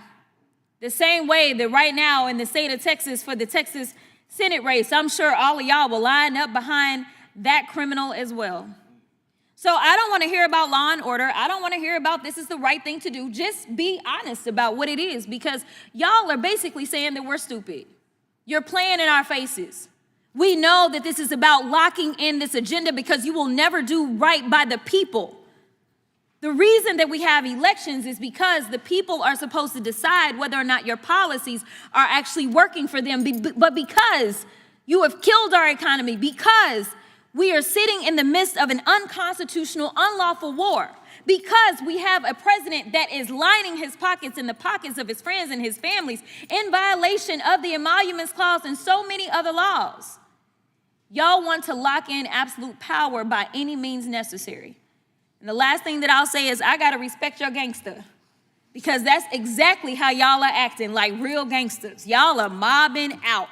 And that's one reason that the Democrats are struggling right now, because they have always tried to play by the rules. I am here to say that I applaud the people of Virginia. I am here to say that I applaud the people of California. I am here to say that we need to meet fire with fire and fight y'all tooth and nail so that we can do right by the people. The gentlelady has expired. I will yield. Gentlelady yields back. I would just remind the gentlelady that we didn't introduce the bill to take the court to 13. The Democrats did. I think Mr. Nadler was the chief sponsor just a couple Congresses back. We didn't leak the Dobbs opinion. I think, well, I don't know if we can blame it on Democrats, but we didn't leak the Dobbs opinion. We didn't threaten the court. Like, this now famous quote from the Mr. Chairman, top whose Democrat. time are you on? My time. Point of order? My time. Oh, I didn't know that time. you didn't have your, okay. Yeah, my I bad. haven't taken my time. And I gave you like 6 minutes, so it's my time. But here's what Senator Schumer said. I want to tell you, Gorsuch, I want to tell you, Kavanaugh, you've released the whirlwind and you will pay the price. You won't know what hit you if you go forward with these decisions. So we didn't threaten the court. We didn't introduce the bill to take it to 13. People say, why are we doing this? We don't have the votes. We don't know. We don't know. Maybe you guys will see the light and do the right thing and keep it at 9 when it comes for a vote. We'll see. You'll get a chance to do that, I think. Pretty sure it's going to pass and it's be on the House floor. And if you guys suddenly find the good Lord and do the right thing, okay, God bless you. That's how it works. But, you said all kinds of things about Republicans. All I'm saying is you introduced the bill to go to 13. The top Democrat in the United States Senate threatened the Supreme Court. The Dobbs opinion was leaked. You've said all kinds of things about Supreme Court justices like Justice Thomas, Justice Alito. You had a hearing where you brought in a pastor for goodness sake, who just lied to the committee 3 years ago. So, okay, you obviously say what you want, but I think it's important that we get the facts here. With that, I would yield back. Would the gentleman yield? I will yield to the gentleman from Arizona, sure. Thanks, Mr. Chairman. So, when I hear all the consternation on the other side, and we've gone through the history and how back in a more rational day, Democrats rejected absolutely expansion of the court. And that's what we're talking. We're not talking about packing the court. We're talking about preventing an expansion of the court. See, and those are really two different things, because the Democrats are saying that the court is packed now. Well, you got 9, so why would you be opposed to just setting it 9 if you can pack it at 9? Not only that, Supreme Court justices come and they go. It is not locked in. I remember thinking as I was going in law school, and I was reading all these Warren Court decisions, and I thought, wow, that's a long time. That court was there for a long time. Sure felt like it anyway. I love Justice Douglas saying, I reached my decision and then see if I can find any support for it. I loved it. That was great. That was a paraphrase. I'm not quoting him directly, but that was one thing he said one time. But here's the deal. We know that setting at 9 is something very comfortable for all Americans. It doesn't favor one party over the other. Man, you guys were, after Roe v. Wade passed, maybe people were. I don't remember. I was kind of young at the time, but I don't remember people saying, well, we gotta reap the whirlwind on the Supreme Court because pro-lifers didn't like it. I don't remember that, man. I don't remember that, but maybe it happened. But the reality is we're talking about locking in constitutionally a number that is very, very comfortable to the American people. And as even Supreme Court Justice Breyer said, if you were to expand the number, you would denigrate the trust that the American people have in the court. Now, you guys don't like the decisions. I get it. You don't like the decisions. There are decisions that happen even now that I don't particularly like. But the bottom line is, we're not talking about packing the court. We're talking about setting the boundaries of the court at 9 members. And quite frankly, that's what the American people expect. That's what they're used to. And I'm hoping that you guys come around and get on the Ruth Bader Ginsburg bus and the Stephen Breyer bus and your commission bus, the Biden commission bus and the Joe Biden bus. And back then, when even the Democrats said, look, you know what, it's wrong, because it was almost unanimous rejection of FDR's attempt to expand the number in the court. Hope you get on that bus, and I'll yield back to you, Mr. Chairman. Yield to the gentleman, or I can recognize you next to you. Better. I just had a question, Mr. Chairman. The gentleman's recognized. Thank you, Mr. Chairman. Appreciate you yielding. I just wanted the gentleman from Arizona made the comment that, there are decisions you don't like, and so our friends on the other side get upset with the justices, and the shoe's been on the other foot. I mean, there have certainly been decisions I've not liked from time to time. I've sat at the council table 7 times now. I've argued 3, and I second chaired 4. We came out ahead on all 7 of them. I decided to quit while I was ahead, but we also argued a whole bunch where we were on the briefs that didn't turn out the way we wanted. So, you win some, you lose some. That's the nature of arguing in front of any court, including the Supreme Court. My question, Mr. Chairman, the gentleman from Arizona says, you like some, you don't like. I was just looking at the numbers from this last term, the October 24 term, and if you look at the 6-3 cases, in 15% of those cases, the 3 dissenting justices, who presumably didn't like it, didn't like the outcome, were the 3 generally perceived as liberal judges. But in 28% of those 6-3 cases, where there were 3 dissenters, it was 3 of the conservative justices who didn't care for it. And I'm just wondering, if this court is so stacked, why are the conservatives in the discontented minority more often than the liberals? Yeah, well said. And the president's, I think, expressed his concern about that, some of those decisions as well. So, well said. Time has expired. The gentlelady from Vermont is recognized. Thank you, Mr. Chair. I want to start by thank my colleague, Mr. Schmidt. I appreciated your comments about why it was that you support this. And I just want to say I reject this in the strongest possible terms, because when I reflect on, if I bring it back to the people and what I'm hearing from, and I do believe Congress is closest to the people, what I hear from my constituents is they want us to protect the congressional power that we have right now. So in this moment, what I'm hearing is, why would you give up any more of your power to the executive, regardless of who is in the White House? If in fact we believe Congress is closest to the people, then why would we not be protecting our Article I powers in this moment? When I am at town halls, when I am at the grocery store, when I'm at the post office and the bank, again, these are the times when we actually interact directly with our constituents. There is nobody that is saying to me in this moment that we should be giving up any further power to the executive. And as a former social studies and history teacher, right, we are supposed to be a check. I take that very seriously. It's one of the reasons why I often bring up Article I powers and the importance of protecting them. Will the gentlelady yield? Not yet. I've got a couple more points, Mr. Knott.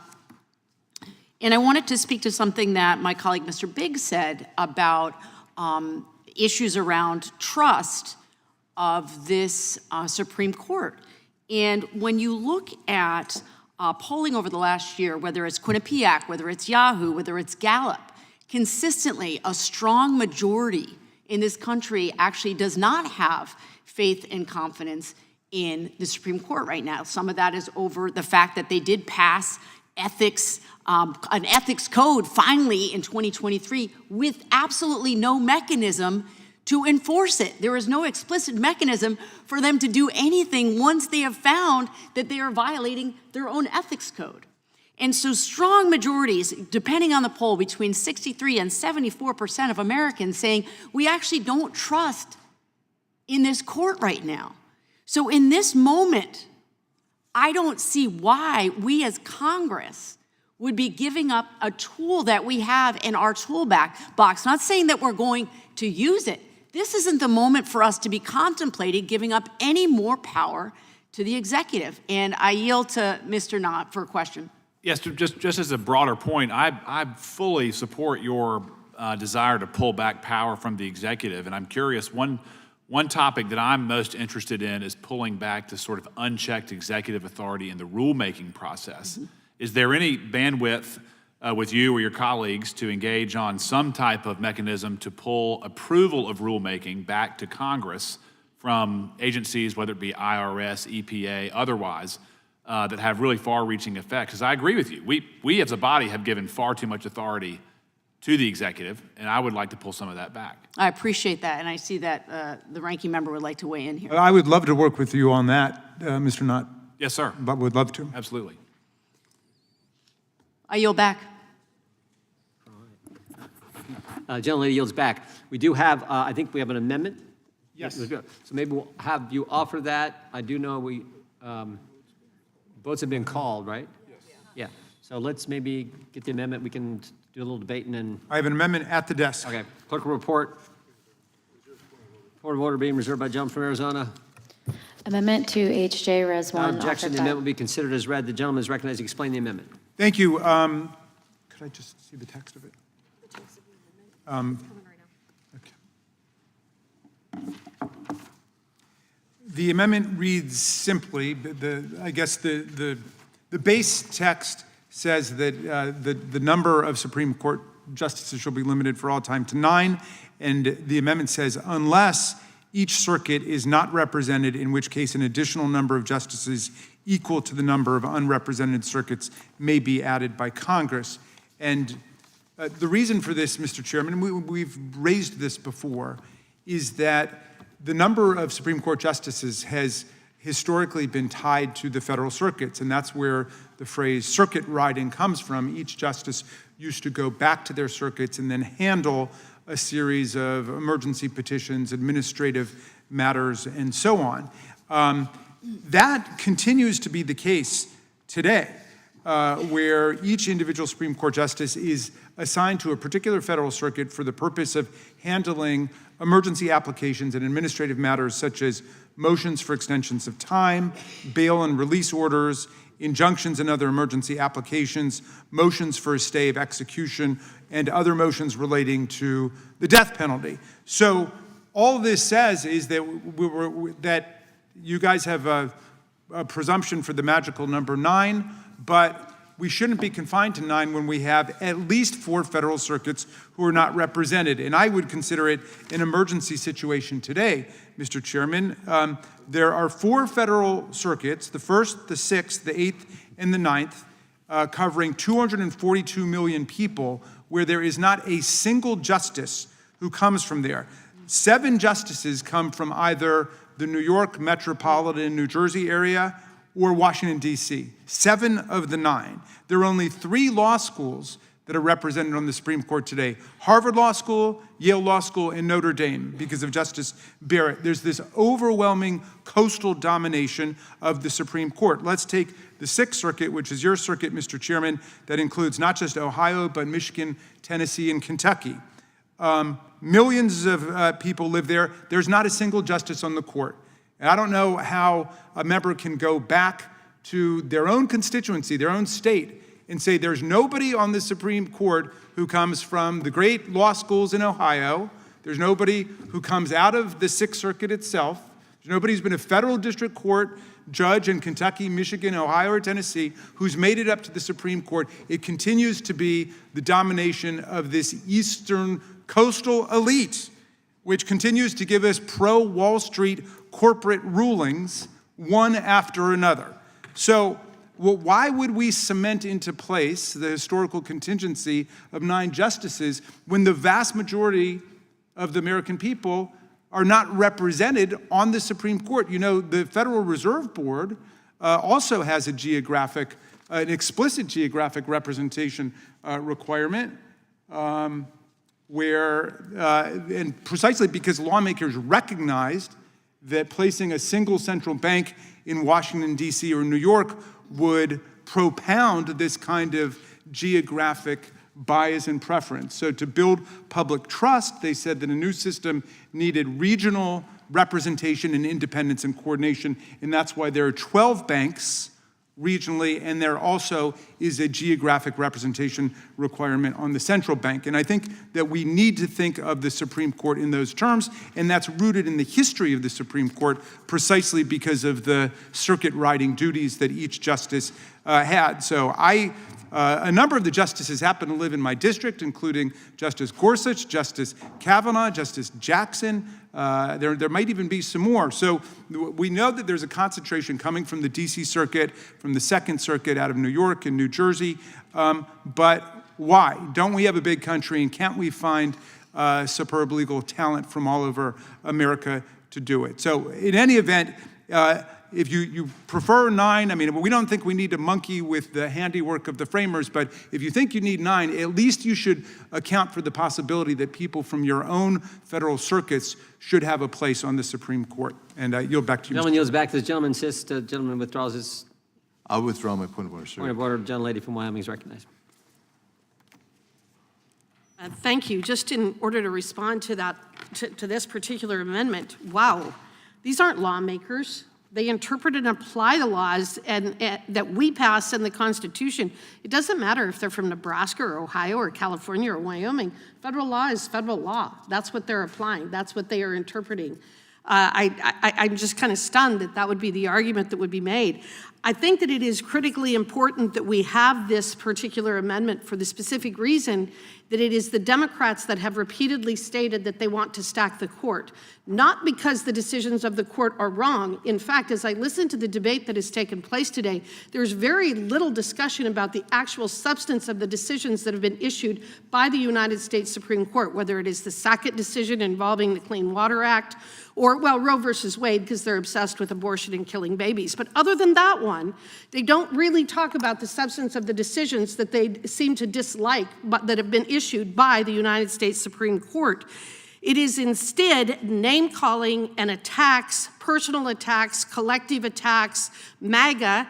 I mean, we could start a drinking game, and maybe every time that they say MAGA, we can take another shot and see if we can maybe get through some of these insane arguments that are being made about whether we should have 9 justices. The idea that we have a supermajority legislature that oversees the various districts throughout the country to make sure that there's a law that comes from Ohio or a law that comes from Nebraska or a law that comes from Arizona, and we're going to interpret it differently and apply it differently than if you're from Washington. That makes absolutely no sense when we're talking about the United States Supreme Court.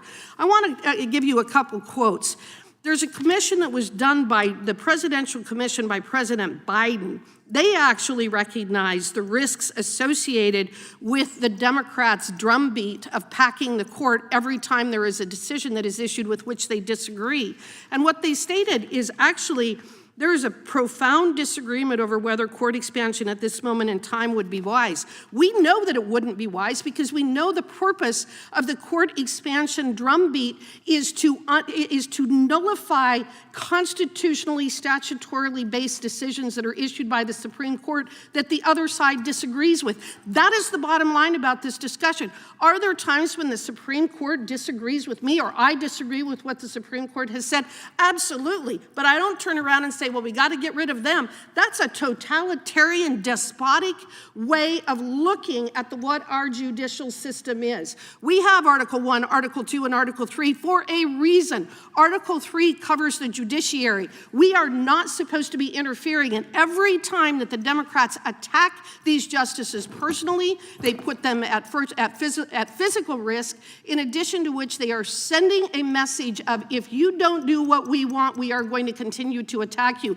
You gave statistics about people not trusting the court. What do you expect when half of the people in Congress come out and constantly attack the attacks that I've listened to today, the MAGA, and they hate everybody, and they only care about Wall Street, and all they care about is the rich guy, and they just want everybody to suffer? Why in the world would anybody make those kinds of accusations when we're talking about the upstanding people that we have on the United States Supreme Court right now? All 9 of them, including the ones that I vehemently disagree with on a repeated basis. The fact is, what you guys are doing is heading down the same damn road that you see in Venezuela and other South American countries every time you attack the court and try to pretend that you are doing this from an upstanding standpoint. You won't even talk about what constitutional provisions or what statutory provisions you think they're violating. You just attack them personally. This is despicable. This is why we need this amendment. With that, I yield back. Well, the gentleman yield? The gentleman yield? I appreciate you yielding, and I appreciate your analysis and insight there. But I was struck more by, I don't know if you all picked up that, the ranking member from Maryland who went to Harvard was criticizing the coastal elite. I thought that was somewhat interesting. I submit myself to the voters, Mr. Chairman, just as you do. Well, I could add to that. I'm not demanding a Supreme Court from Maryland, who's got how many, I think you said 5 Supreme Court justices in his district, who went to Harvard, who then taught at Harvard, is criticizing the coastal elite. But anyway, if you will yield to the gentleman from Kansas, I yield back.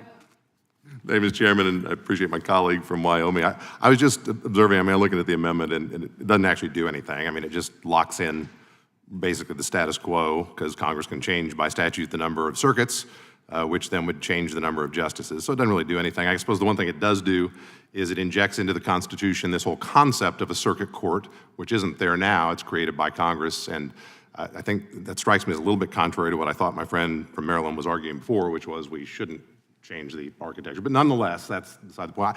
But as I was listening, it really has nothing to do with his amendment, although it was a nice speech, but I really appreciated the comments of our colleague, friend from Maryland, with respect to, wishing we had a bit more geographical diversity on the court.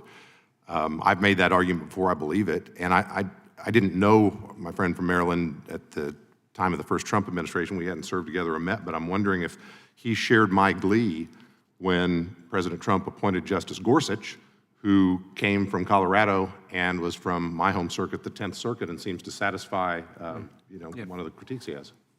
If I might. And then we're going to go vote, but go ahead. I thank the gentleman, and I thank you for disagreeing with the gentlelady from Wyoming who said it made no difference where you come from geographically. I'm with you. I think it makes a huge difference, which is why we take cases up to the court because of a circuit court split. The federal circuits are split because they have a different approach to a particular issue, and that's one of the major pathways to getting on the court. So I agree with you, and I do think that we should embody it in this amendment. If we're going down the road of micromanaging the number and divesting ourselves of authority as Congress from doing it, then we should deal with this problem that we have this incredibly lopsided concentration of members coming from particular districts. And I thank the chairman for his comments about me, because I submit myself to the voters. I am not somebody who thinks that I should just get appointed to an office because of where I went to law school. We all do. Thank you. All right. The committee will stand in recess while we head to the floor to vote.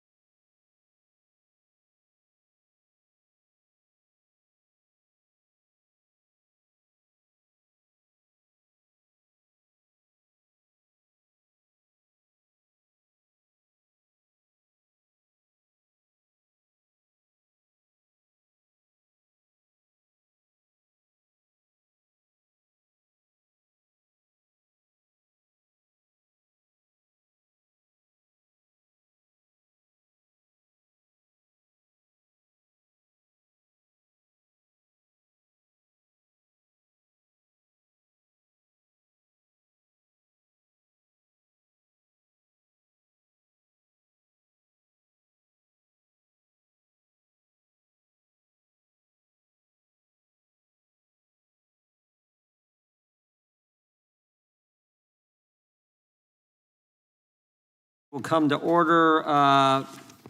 We have an amendment offered by the gentleman from Maryland who seeks recognition. Gentleman from Georgia is recognized. Thank you, Mr. Chairman. Before we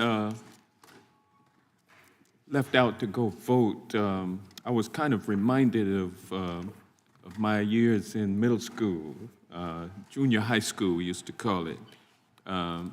You know, and we'd be in the lunchroom, around the table, and folks would be laughing and giggling and making comments, and you know, it was like a popularity contest, and you know, the alpha male would would look at somebody and make a joke, and then everybody, all of the followers, the wannabe alpha males and females, would laugh, and then you know, it's at the expense of the poor person sitting there at the table, defenseless, and then everybody moves on. And they try to do that to the ranking member, talking about the coastal elites and, you know, mocking him for allegedly being a coastal elite. You're from there, so you went to Harvard, and so you must be a coastal elite. And by mocking the ranking member, they kind of showed their hand, who they were really for. They are really for those coastal elite. Now, who are the coastal elites that the ranking member was referring to? It's not everybody that goes to Harvard or everybody that lives in New York or California. He was talking about Wall Street, the Wall Street billionaires who've spent so much money corrupting this system. He was talking about the billionaire West Coast bros, you know, the artificial intelligence titans, the data center purveyors around the country. That's who he was talking about. He is actually talking about an amendment to this bill that would bring in the voices of regular, ordinary people throughout America, not just those who went to Harvard and Yale. And by the way, they're doing away with the diversity, equity, and inclusion initiatives at those institutions, and so they're making them even more elite at the instance of the same folks that the alpha male and his followers were laughing about. You know, I mean, it's crazy that they would be mocking somebody who's looking to bring the voices of the unheard into the equation. So the people throughout America are the ones that Representative Raskin is trying to protect with this amendment, which would simply add a requirement that instead of confining ourselves to a Supreme Court made up of elites, that we balance it out and have all people of America represented on the Supreme Court. And it doesn't have to be an inordinate number of regions that need to be represented. It could be folks from the South, folks from the Midwest, folks from the Northwest, folks who've been traditionally left out at the Supreme Court, whose voices and cultures and whose experiences are not brought to bear on the decisions that the Supreme Court, its elites, make, that bind us all for generations. Someone else talked about how they were, you know, I mean, they wished that the Warren Court would come to an end. Well, you know, the Warren Court established rights for people who had none, and it lasted for about 14, 15, 16 years. But I tell you, I share the concerns of my colleague who wanted to get rid of, who wondered when were we going to be done with that Supreme Court. We've been dealing with this Roberts Court now for 21, 22 years. And what they've done is taken away those rights that the Warren Court gave. And it's time for us to do something that is very popular with the American people, and that is Supreme Court reform. This amendment sends us in the right direction in reforming the Supreme Court. And so I support this amendment. I think it's a common sense amendment. It appeals to people throughout the country. And I hope that my colleagues on the other side would take a second look at it instead of laughing about it. Let's give it the look that it deserves, and let's go ahead and pass it. I support it. And with that, I yield back. Gentleman yields back. I wasn't mocking or being, I'm just having a lighthearted moment with my friend, the ranking member. So you can take whatever analysis you want. Anyone else seek recognition?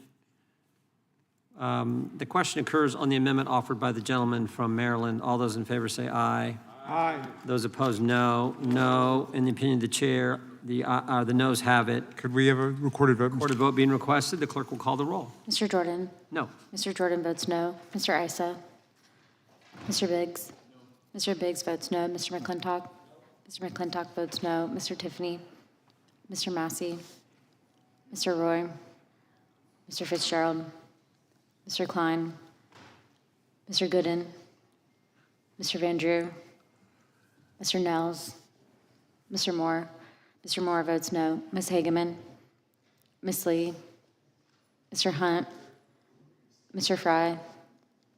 Mr. Kiley? Mr. Grothman? Mr. Knott? Mr. Harris? Mr. Harris votes no. Mr. Onder? Mr. Schmidt? Mr. Gill? Mr. Baumgartner? Mr. Raskin? Mr. Raskin votes aye. Mr. Nadler? Mr. Nadler votes aye. Ms. Lofgren? Mr. Cohen? Mr. Johnson? Mr. Johnson votes aye. Mr. Liu? Ms. Jayapal? Mr. Correa? Ms. Scanlon? Ms. Scanlon votes aye. Mr. Neguse? Ms. McBath? Ms. Ross? Ms. Ross votes aye. Ms. Ballant? Mr. Garcia? Ms. Kamlager-Dove? Mr. Moskowitz? Mr. Goldman? Ms. Crockett?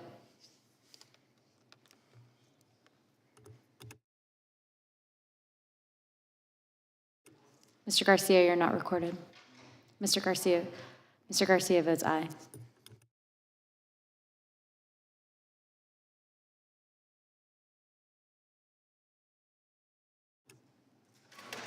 Mr. Klein votes no.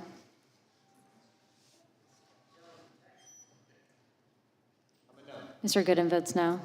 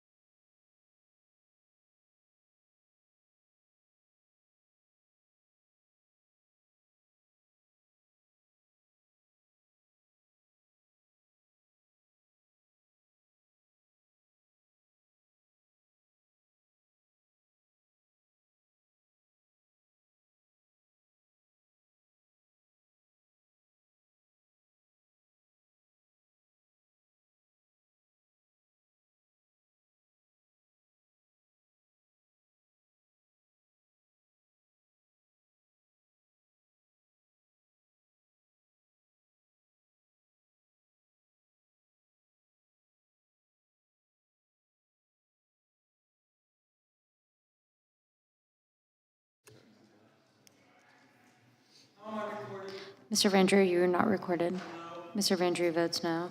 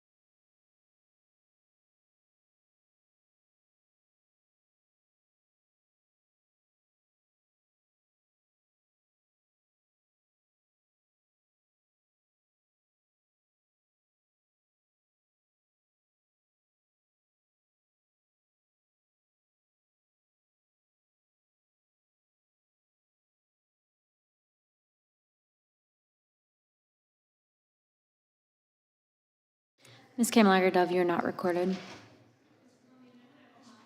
Ms. Kamlager-Dove votes aye.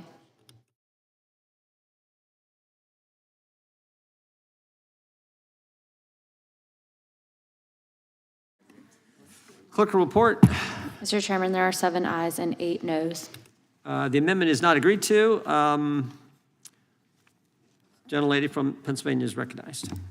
Mr. Chairman, I have an amendment at the desk. Clerk will report. Point of order reserved by the gentleman from Arizona. Amendment to H.J. Res. Without objection, the amendment will be considered as read, and the gentlelady is recognized to explain her amendment. Thank you. Mine is a straightforward amendment. It would require that Supreme Court justices be bound by the same code of conduct that applies to all other federal judges. It would insert a line saying that the justices shall be bound by the code of conduct that applies to all other federal judges. Now, I know this amendment can't fix a measure as flawed as H.J. Res. 1, but at least my proposal would address one of the issues that's called into serious question the court's credibility and its legitimacy, and would make this misguided legislation a little bit better. I want to make clear that I oppose the proposed constitutional amendment to forever cap the Supreme Court's membership at 9 justices. Because frankly, no one has advanced a compelling reason why we should alter our constitutional framework, and particularly at this time when the court has effectively been packed with a conservative majority. The power of Congress to determine the number of Supreme Court justices is carefully rooted in the calibrated systems of checks and balances established in our Constitution, intended to serve as a bulwark against tyranny by any branch of government. While it's true that the framers intended for the Supreme Court to be insulated from day-to-day politics and factional interests, they also recognize the need for the democratic accountability of our courts, even for unelected federal judges. That's why our Constitution gives Congress, the American people's elected representatives, significant power to shape the structure and jurisdiction of the court in various ways while ensuring judicial independence through various protections for courts and judges. By taking away Congress's authority to determine the number of Supreme Court justices, a power that Congress has exercised multiple times in our nation's history, this proposed constitutional amendment erodes that system of checks and balances, flying in the face of the framers' wisdom in distributing power among the branches of federal government to ensure that ambition checked ambition. While I oppose the resolution and constitutional amendment it proposes, I offer my amendment to mitigate some of the damage this legislation would do by requiring Supreme Court justices to follow the same ethics code that binds all other federal judges. This simple, important step could help the court regain some of its democratic legitimacy at a time when the political manipulation of the court's membership by the Republican Senate has dramatically undermined the American people's trust in this important institution. All lower court federal judges must follow the Code of Conduct for the United States Judges, which regulates issues like the acceptance of gifts and the circumstances in which judges must recuse themselves from cases. This code prevents even the appearance of corruption and impropriety and conflicts of interest, and in doing so, safeguards the judiciary's integrity and legitimacy. Yet the Supreme Court has stubbornly resisted being governed by these same requirements. When a series of ethical conflicts by justices were exposed in recent years, the court finally adopted its own code of conduct, but that 2023 code is largely toothless. It lacks an enforcement mechanism and contains loopholes that don't apply to lower court judges. It relies solely on self-policing by the justices themselves, thereby making accountability optional.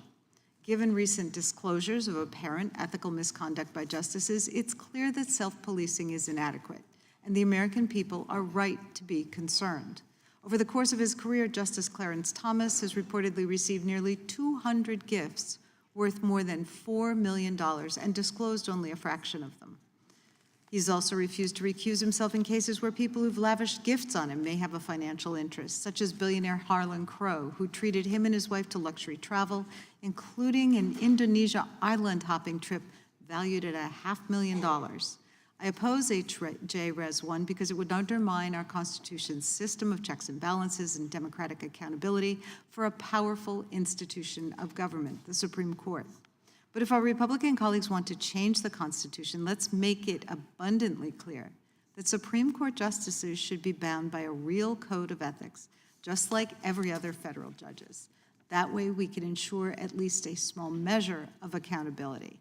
I urge everyone to support my amendment, and I yield back. Gentleman yields back. Does the gentleman from Arizona insist on his point of order? I do, Mr. Chairman. Gentleman's recognized. The gentlelady's amendment would introduce material beyond the scope and purpose of the bill before us and therefore violates House Rule 16, Clause 7. I yield back. Gentleman yields back. The gentleman is correct. The amendment does not satisfy the subject matter and fundamental purposes test. Therefore, it is not germane and is out of order. Who seeks recognition? Gentleman from Georgia is recognized. I have an amendment at the desk. Clerk will report. Reserve a point of order, sir. Point of order reserved by the gentleman from Arizona. Amendment to H.J. Without Res. objection, the 1. amendment be considered as read. The gentleman is recognized to explain his amendment. Thank you, Mr. Chairman. This amendment is straightforward. It creates an 18-year term limit for justices, which will restore integrity while removing partisan politics from the court's confirmation process. Life tenure at the Supreme Court has become a tool of politicization, but it does not have to remain this way. Because of the uncertainty of appointment timelines, some presidents appoint no justices at all, and some have appointed as much as a third of the entire bench, i.e. Donald Trump. With a MAGA majority on the Supreme Court, he appointed 3 of the 9. This means the bench is not actually representative of the entire country. Instead, one president can end up having a wildly outsized ideological influence over the highest court in the land, lasting potentially for generations after that president leaves office. We can't afford that, America. To extend the influence of their own Supreme Court pick as long as possible, the current system incentivizes presidents like Trump to nominate young, relatively immature, and strident, unseasoned, radical, and unwise justices who presumably could sit on the bench for 3 or 4 decades over justices who are perhaps more qualified or experienced and wise, but are later in their career. Our current system also incentivizes strategic retirements from the bench to give their preferred president a chance to appoint an ideologically similar replacement justice to further influence the future of the bench. Clarence Thomas and Samuel Alito are great examples of strategic retirements that would give Trump the frightening opportunity to replace them with 2 young extremists who will wreak havoc on democracy for all for the next 30 or 40 years. That is not good for democracy. Lifetime appointments to the United States Supreme Court no longer are viable for our democracy. We must change it. A regularized appointment schedule for 18-year active terms would mean that each president would appoint 2 justices, balancing the court with a new justice ascending to the bench every 2 years, and a fair system for each president to make their nominations. It benefits no one political party, and instead creates a court that is actually representative of the American people as time passes and new presidents are elected. I urge my colleagues on both sides of the aisle to support this restorative, nonpartisan amendment to protect the Supreme Court from corruption derived from lifetime tenure, and also bring needed reform to the hyper-partisan confirmation process. And with that, Mr. Chairman, I yield back. Gentleman yields back. The gentleman from Arizona is recognized on his point of order. I insist on my point of order, sir. Gentleman's recognized. The gentleman's amendment would introduce material beyond the scope and purpose of the bill before us and therefore violates House Rule 16, Clause 7. I yield back. The gentleman is correct. The amendment offered by the gentleman from Georgia does not satisfy the subject matter fundamental purpose test, therefore is not germane and is out of order. Who seeks recognition?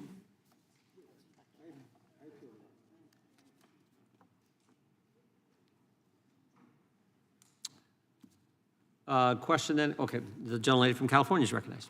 I think I'd like to strike the last word. Gentlelady is recognized. You know, I would be supporting both of these amendments, and I think the fact that the majority is trying to suggest that they're not germane probably means that they're incredibly accurate and on point. I just want to say, you know, this Supreme Court's approval ratings are at historic lows. 48% of the American people approve of this Supreme Court. That's down from 70% just 5 years ago. I mean, that is a precipitous drop. And when you talk to people, they want term limits for these justices. They want an enforceable code of ethics for these justices. After this Calais decision, folks have been up in arms because they see that it is just another unraveling, a continuation of the unraveling of so many rights. And you can say, well, that's just, you know, Sidney Kamler-Dove talking. Of course, she'd say that she's a Democrat. But how interesting that the Chief Justice, Justice Roberts, is now on the circuit. He is on tour, having meetings with folks, trying to remind them or persuade them or gaslight them into thinking that this court is still credible, is still legitimate. If it weren't, he wouldn't be out here going on all these tours, talking to folks saying, oh no, we're not partisan. You know, it is, I mean, Justice Barrett just was at an event and said, oh yes, you know, the bench is comprised of, we have to let people know, persuade people, tell people that we are not comprised of partisan hacks. So they know that the public is on to them and that the public is tired of them. They wouldn't be saying this if it weren't true, which is why this amendment is actually really relevant, because it would suggest that at least folks in this committee are not asleep at the wheel, that we're listening to our constituents. We are feeling and sensing the anger and the disenfranchisement that so many Americans across this country are feeling because of these recent decisions by SCOTUS. And because they're appointed for life, they can calcify in these really disastrous, disturbing, disenfranchising, demoralizing decisions. And, you know, I have to say, with the gutting of the Voting Rights Act, that was bipartisan law that was passed decades ago. The people were not clamoring in the streets saying, oh my God, I've been wronged because black people have been allowed to vote. So this has been a Supreme Court justice and Justice Roberts that has been patiently waiting to figure out a way to disenfranchise, representation in the South. And when it counts for Black voters who are interested in voting for whomever they want, but they want a choice, and then feeling the heat, and then going out on tour trying to tell people that what you are seeing with your eyes is not the truth. No, Justice Roberts, what we are seeing is the truth. We have partisan hacks that have taken over this SCOTUS bench, and if I'm going to be honest, it started with Mitch McConnell court packing by denying Barack Obama the ability to nominate a justice. And he said, Mitch McConnell said, I'm going to wait it out. I'm going to wait it out in hopes that the next president will be the president of my choice so that we are able to control the court. So if we're going to tell the truth, just tell the whole truth. And it is okay for Republicans to say, yeah, he did it, I'm glad he did, we're in the majority. You should just say it and own it. But you also should own the fact that we are offering up these amendments because we're trying to tell you the truth about how the rest of America feels about what is going on at that Supreme Court, that corrupted, corrosive Supreme Court. So I do support this amendment, and I hope we're able to vote on it because I would certainly be a yes. And with that, I yield back. Mr. Chairman? Gentlelady yields back. Gentleman from New York is recognized. Mr. Chairman, I appeal the ruling of the chair in that the amendment or the bill proposes an amendment to the Constitution dealing with the composition of the court. The amendment likewise deals with the composition of the court. Appealing the ruling of the chair happened 5 minutes ago. We've already moved on to other business. I don't think it's in order, so therefore we can't deal with that. I have a UC request. Unanimous consent request from the gentleman from Arizona. I'd like to include into the record several articles. One entitled Democrats Promise to Wreck the Supreme Court. Without objection. James Carville urges Democrats to consider expanding Supreme Court if they regain power. Progressives court packing push will backfire on Democrats. Without objection. FDR unveils court packing plan February 5th, 1937. Without objection. Supreme Court packing, a bad way to get even. Without objection. Don't repackage court packing. Democrats renew calls for U.S. Supreme Court overhaul after voting rights decision. I yield back. Gentleman yields back. The question occurs on favorably reporting the joint resolution from the gentleman from Arizona. All those in favor say aye. Aye. Those opposed, no. No. The ayes definitely have it, and the joint resolution is ordered to be reported favorably to the House. Members will have 2 days to submit views without objection. I'm going to just interrupt because I don't want to lose my Yeah, chance that's right. here. So if we could That's ask right. for a roll call, that'd be Yeah, good. the roll call being requested. The clerk will call the roll. Mr. Jordan? Yes. Mr. Jordan votes yes. Mr. Issa? Mr. Biggs? Mr. Biggs votes aye. Mr. McClintock? Mr. McClintock votes aye. Mr. Tiffany? Mr. Massey? Mr. Roy? Mr. Fitzgerald?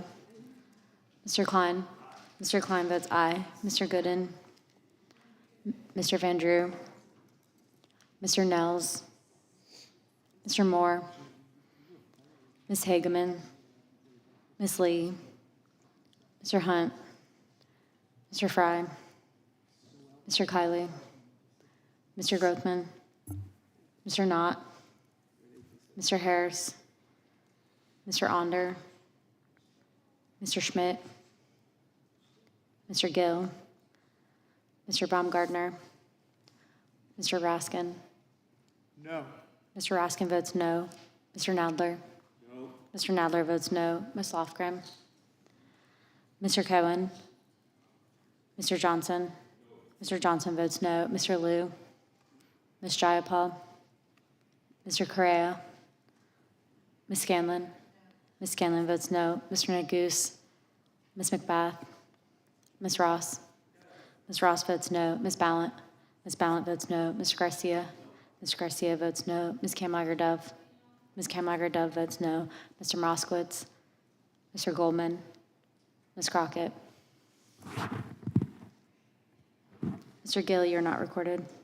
Mr. Gill votes yes. Mr. Moore? Mr. Moore votes yes.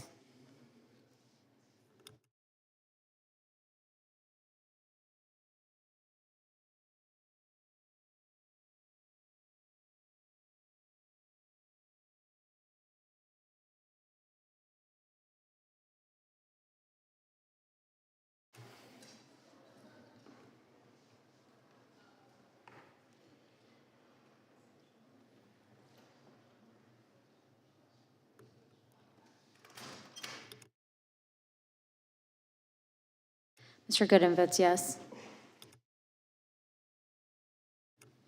Mr. Harris? Mr. Harris votes yes.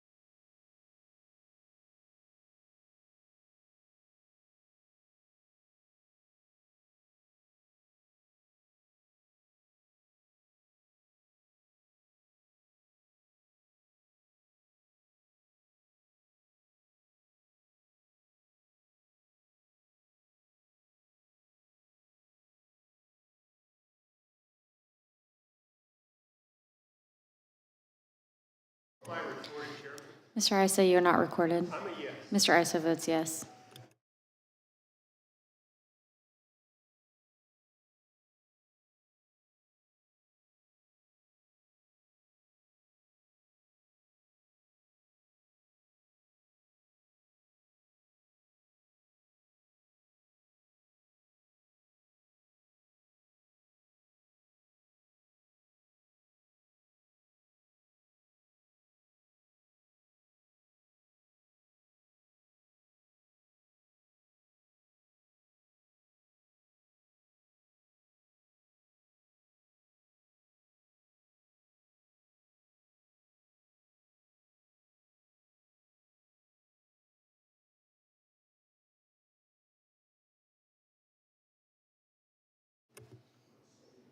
Mr. Hunt? Mr. Hunt votes yes.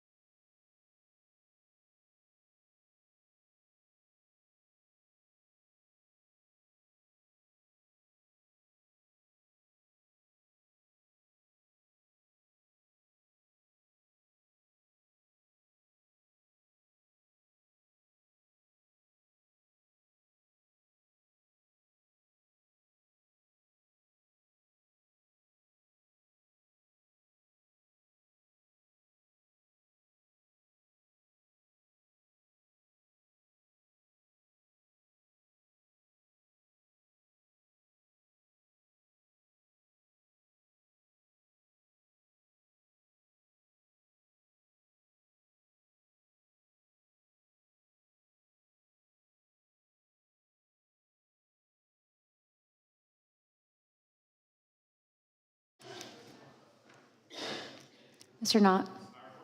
No, you're not recorded. Mr. Knott votes yes.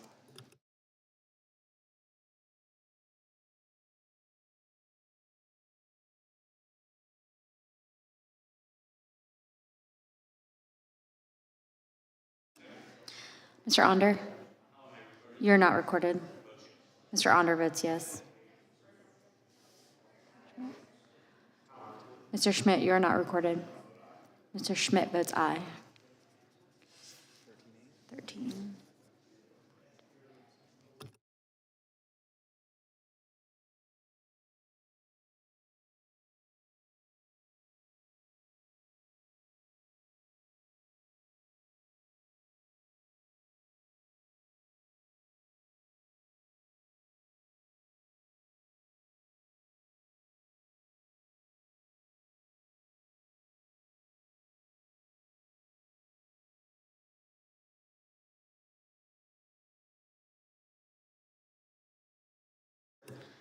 Mr. Van Drew, you're not recorded. Mr. Van Drew votes yes.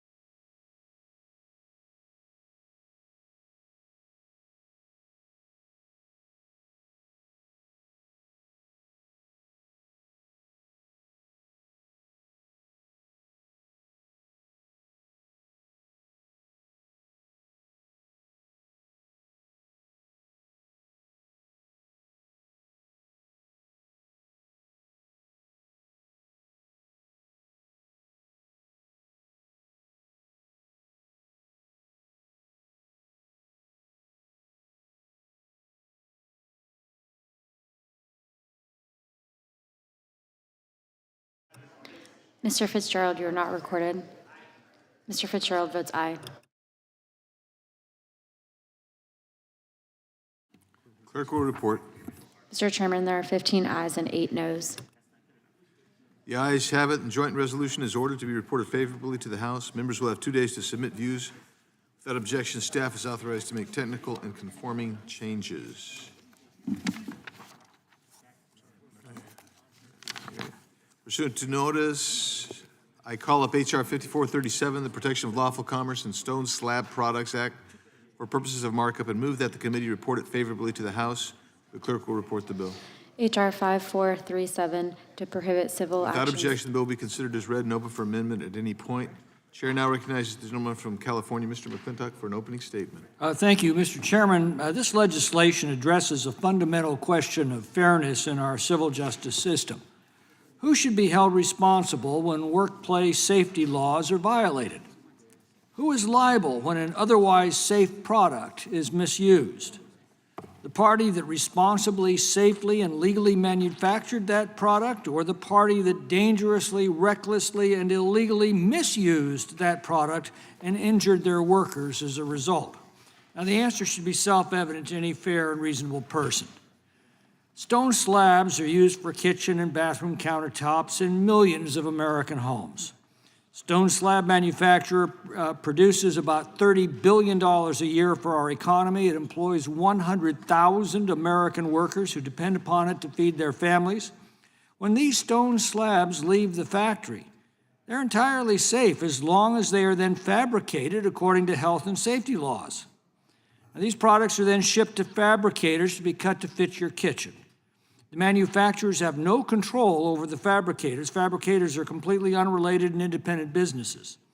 Those fabricators are required by law to use safe processes to cut these slabs to assure that harmful silica particles aren't released into the air. If inhaled, these particles can cause debilitating and permanent lung damage, a condition called silicosis.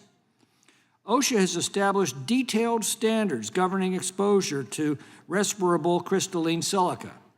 Employers are required to implement engineering controls, provide protective equipment, conduct monitoring, and train workers. States such as California have adopted additional requirements. Now, most fabricators abide by the law and employ these practices to protect their workers. Unfortunately, there are some sweatshops that ignore health, safety, labor, and immigration laws to undercut their competition. Instead of obeying the law and using state-of-the-art equipment to prevent silica dust, they simply have their workers dry cut these slabs, releasing silica particles that injure their workers. So who's responsible for these injuries? The manufacturer who obeyed all the laws, who safely manufactured the slab and had no control over the fabrication process once their product left their factory? Or the fabricator who broke all the applicable safety and labor laws and ordered their workers to expose themselves to injury? Well, according to some unscrupulous trial lawyers, it's the innocent manufacturer who should be held liable. We're now seeing crippling lawsuits that ignore the guilty fabricators and instead sue the manufacturers, because that's where the money is. This doesn't protect workers. Indeed, it imperils a new class of workers, every one of the 100,000 Americans employed in the safe manufacture of this product. And that's because this litigation threatens to shut down American stone slab manufacturers. Now, some say good. Or as the socialist mayor of Seattle recently giggled, bye. Well, 100,000 American workers lose their jobs. $30 billion of the American economy vanishes. But at least we protect the workers in the unscrupulous fabrication shops, right? But of course we don't. Stone slab manufacturer will simply shift to foreign suppliers who are beyond the reach of this litigation, and the unscrupulous sweatshops will remain. If you truly care about the workers, you'd protect the innocent and hold the guilty responsible for violating health and safety laws. That's what this bill does. It preserves workers' rights to seek relief from those who caused their injuries while preventing abusive litigation against parties who neither created the hazard nor controlled the workplace. It says that manufacturers and sellers of stone slab products cannot be sued for injuries arising from fabrication activities that were conducted entirely beyond their control, not shield employers who violate OSHA requirements. It does not prevent workers from seeking remedies against those responsible for unsafe working conditions. It simply prevents liability from being imposed on parties that neither controlled nor caused the alleged harm. At its core, this legislation reaffirms a principle that should unite all of us regardless of party. Liability should be based upon responsibility. Those who cause harm should be held accountable, and those who don't should not. I yield back. Gentleman yields. Chair now recognizes the ranking member, Mr. Raskin, for an opening statement. Thank you very kindly, Mr. Chairman. And I came in to hear the distinguished gentleman denouncing sweatshops and criticizing a socialist mayor from the left. So I knew something unusual was afoot today. I've got to oppose this legislation, which is a shameful effort to shield stone slab manufacturers from lawsuits as workers get sick and die from acute silicosis, an extremely fatal, dangerous lung disease caused by exposure to highly concentrated silica dust. Although silicosis is not a new disease, a new silicosis epidemic has emerged among workers who cut and finish artificial stone countertops, also known as engineered stone or quartz countertops. Artificial stone silicosis is a rapidly developing disease that manifests within a few months or years, killing even young workers quickly rather than the slowly progressing past forms of the disease. If you get it, acute silicosis is a disease that essentially renders your lungs useless. You struggle to breathe as fluid fills up your lungs, completely cutting off your oxygen supply. There's no cure. And if you don't receive an excruciating, grueling, million-dollar double lung transplant, you effectively end up drowning on dry land. The disease is contracted when workers who fabricate artificial stone inhale nanoparticles that settle in the lungs. These particles are so small and plentiful in artificial stone that they can escape any respirator and evade any protections designed for avoiding harms from silica in natural stone, such as the use of wet saws. Artificial countertops were the most commonly used countertop material in the United States over the last decade, yet medical experts agree that the only safe way to cut artificial stone is to wear a full hazard suit or to have machine-only fabrication, neither of which seems to be technically or economically feasible yet. So what do my colleagues across the aisle propose to do about this problem? Do they want to leave it up to state law and state courts to figure out these complicated, traditionally state tort issues? No. Do they want to ban artificial stone nationally? That's what they did in Australia as an inherently dangerous substance. No, they don't want to do that. Do they think we should prosecute the artificial stone CEOs when they deliberately or negligently fail to warn the workers that they could end up dying from this condition, as Spain did in 2023? No, they don't want to do that. Do they want to just let our American court system do what it does best and hear claims on a case-by-case basis under the general principles of American tort law and products liability? No, they don't want to do that. What they want to do is to immunize the big, primarily foreign-owned manufacturers from being held accountable or liable for the results of this process in our court system. Now, that's baffling to me. They want to ignore the epidemic, not do anything to turn it around, and simply pass an absolute liability shield for manufacturers, mostly foreign, who poison workers here. And it just defies logic that anyone would embrace a nothing-to-see-here approach when young people, mostly men, are dying from a disease that is only contracted from what's referred to in the business as fabricating or cutting artificial stone countertops. The science is clear. Other countries are acting to keep their workers safe or to impose greater liability, not eliminate it. Australia, an early adopter of artificial stone, saw the first cases of acute silicosis. The government commissioned a study that determined artificial stone is inherently dangerous to the workers who have to cut the slab in order to use it. In response, Australia just banned it. Now recycled glass countertops have sprung up and taken off there, and previous artificial stone suppliers have shifted to glass. In Spain, the government prosecuted the CEOs for negligent failure to warn their workers. The owner of Spain's leading kitchen worktop manufacturer, Constantino, eventually accepted a plea bargain that included a 6-month suspended prison sentence for gross negligence for failing to warn the workers that his product could kill them.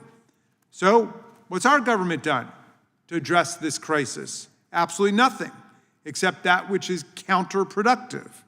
Following the philosophy of RFK Jr., Donald Trump ended the programs researching silicosis last year and fired the researchers leading the charge to identify how workers die from this process. But apparently that wasn't enough. Now our colleagues want to immunize the big, primarily foreign-owned manufacturers from being held accountable under ordinary tort law principles in our court system. And the closer we look at this industry, the more serious the questions are that are arising. Only 1% of artificial stone is manufactured here in the U.S., primarily by one company, Cambria. When we had our hearing on this issue a few months ago, Cambria sent their general counsel, not their CEO, and it's pretty obvious why the Cambria CEO didn't want to take our questions. Cambria's CEO, Marty Davis, turns out to be a major Trump donor and a noted election denier. Davis gave Donald Trump a $5 million loan to Truth Social in 2021 to keep his company afloat until it went public, on top of all of these very generous and prolific campaign donations. And things are going well for Mr. Davis today. Tariffs on artificial stone imports from China, India, and Vietnam increased last year to the benefit of the primary domestic manufacturer, Cambria. DOGE ended government research into silicosis in workers entirely. They just got rid of it. And in February, the U.S. International Trade Commission held a hearing on a request from Cambria and just 2 other companies in which they asked to limit artificial stone imports into the U.S. and requested substantial tariffs on artificial stone brought to the U.S. Last month, in a decision the Wall Street Journal editorial board called dumb as rocks, the Trade Commission agreed with them and recommended tariffs of up to 40% on foreign imported quartz slabs for a 4-year period, as well as quotas on how much can be imported. President Trump has until July 17th to approve or reject the ITC determination, making him the only barrier between Marty Davis and absolute dominance over the U.S. supply of deadly quartz. But apparently that doesn't go far enough. My colleagues now want to immunize this very special Mr. Davis's company from the consequences of his poisoning his workers. In 2016, Donald Trump promised 5-10 years from now, it'll be a different party. You're going to have a workers' party.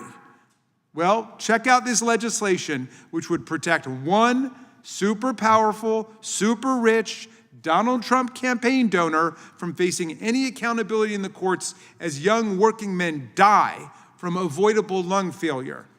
It's clear that this promise of the GOP becoming a working man's party has been broken. The idea of the MAGA party being the party of working people is a bad and a cruel joke. I oppose this legislation, and I urge all of our colleagues to study what's really going on here and vote no today. Thank you, Mr. Chairman. I yield back. Without objection, all other opening statements will be included in the record. Chair now recognizes the gentleman from California to offer an amendment in the nature of a substitute. Thank you, Mr. Chairman. I have an amendment at the desk. Clerk will report. Amendment in the nature of a substitute to H.R. 5437. Without objection, the amendment in the nature of a substitute will be considered as read and shall be considered a base text for the purposes of the amendment. Chair now recognizes the gentleman from California to explain the ANS. Thank you, Mr. Chairman. The ranking member's been quite clear. He wants to put the domestic manufacturer of stone slabs out of business. He doesn't like the politics of one of the manufacturers of stone slabs in the United States. Well, the 100,000 Americans who rely on that industry to provide for their families, he's perfectly willing to throw into unemployment. What does he expect to happen if he's successful in shutting down American manufacture of this product? Now, again, the effect of silicosis is devastating, but the product is safe when it leaves the factory. It is safe when it is fabricated according to health and safety laws. It is only unsafe when it's fabricated in violation of the law. This bill holds the guilty fabricators who break the law liable for the damages that they cause to their workers and protects the 100,000 American jobs in the safe manufacture of this product. The amendment, in the nature of a substitute, makes a few targeted changes to the definitions in Section 4 of the bill. First, it makes the definition of fabrication more precise, clarifying that the definition only includes actions similar to the examples listed. Second, the definition of qualified civil action is narrowed to limit the bill's prohibition to only cases involving silicosis or related injuries, which are types of cases currently being abused. Third, also in the definition of qualified civil action, it adds at the end an exemption to ensure that the prohibition does not affect an employee's ability to sue their own employer. Fourth, it clarifies that both natural and man-made stone slab products can be qualified products. Finally, it emphasizes in the definition of qualified product that the fabrication of these products are subject to federal or state occupational health and safety statutes and regulations, including those pertaining to respirable crystalline silica. I'd urge my colleagues to support the amendment. Will the gentleman yield? Will you yield to Mr. Yes, Knott? sir, I'll yield. So it was, if you'll indulge with the question, just so for my own clarity, it was described by the ranking member as basically a strict prohibition of any recovery, even for negligent behavior on the behalf of the producers or the people who fabricated these stone slabs. That's not what the bill does. You are correct, yes. So explain to me exactly what we're prohibiting with the legislation and what would still be allowed. When a product is mishandled by the fabricator, it simply shields the innocent manufacturer from being involved in that lawsuit. It maintains the right of the workers to seek damages from the employer who caused them the injury, who violated the laws in the manufacture of this otherwise safe product. Okay. It simply assures that the innocent manufacturer, who had nothing to do with the fabrication, cannot be sued as well. And that's what the trial lawyers are doing. They're reaching, the money is with the manufacturer. Okay. So we're not protecting negligent behavior in any way with this bill. No, we're protecting innocent behavior of manufacturers who produce a safe product when it leaves their factory and have no control over the fabricators who then misuse it. Okay. I yield back. Thank you. Gentleman yields back. Mr. Natter is recognized. Thank you, Mr. Chairman. Mr. Chairman, artificial stone is causing a completely preventable epidemic among stone fabrication workers. The people who shape and install our countertops are getting sick with irreversible lung damage more quickly and more severely than in the past because of an inherently dangerous product. We should be here today to help these workers who are suffering. Instead, we're here to consider a bill to shield manufacturers and distributors from ever being held accountable for the workers they poison and kill. The liability immunity offered by this bill means that suffering workers and their families would no longer be able to sue the companies that make the product that made them sick. Granting immunity to the entire supply chain means the cost of disease would be transferred from those who produce and distribute the toxic stone slabs to the workers who have been harmed and to the American people. Because this bill only makes lives harder for workers, the natural question becomes, why are we doing this? The answer is because a major Trump donor who owns the leading domestic stone manufacturing company keeps getting sued by sick workers. So we're not here to protect American workers.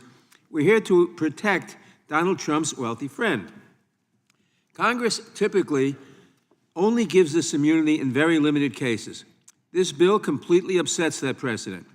We give immunity to provide for the common defense in the case of weapons of war, or to promote the general welfare in the case of vaccines, which are highly regulated before they go to market. This bill puts stone slabs in the same category as guns, bombs, and vaccines.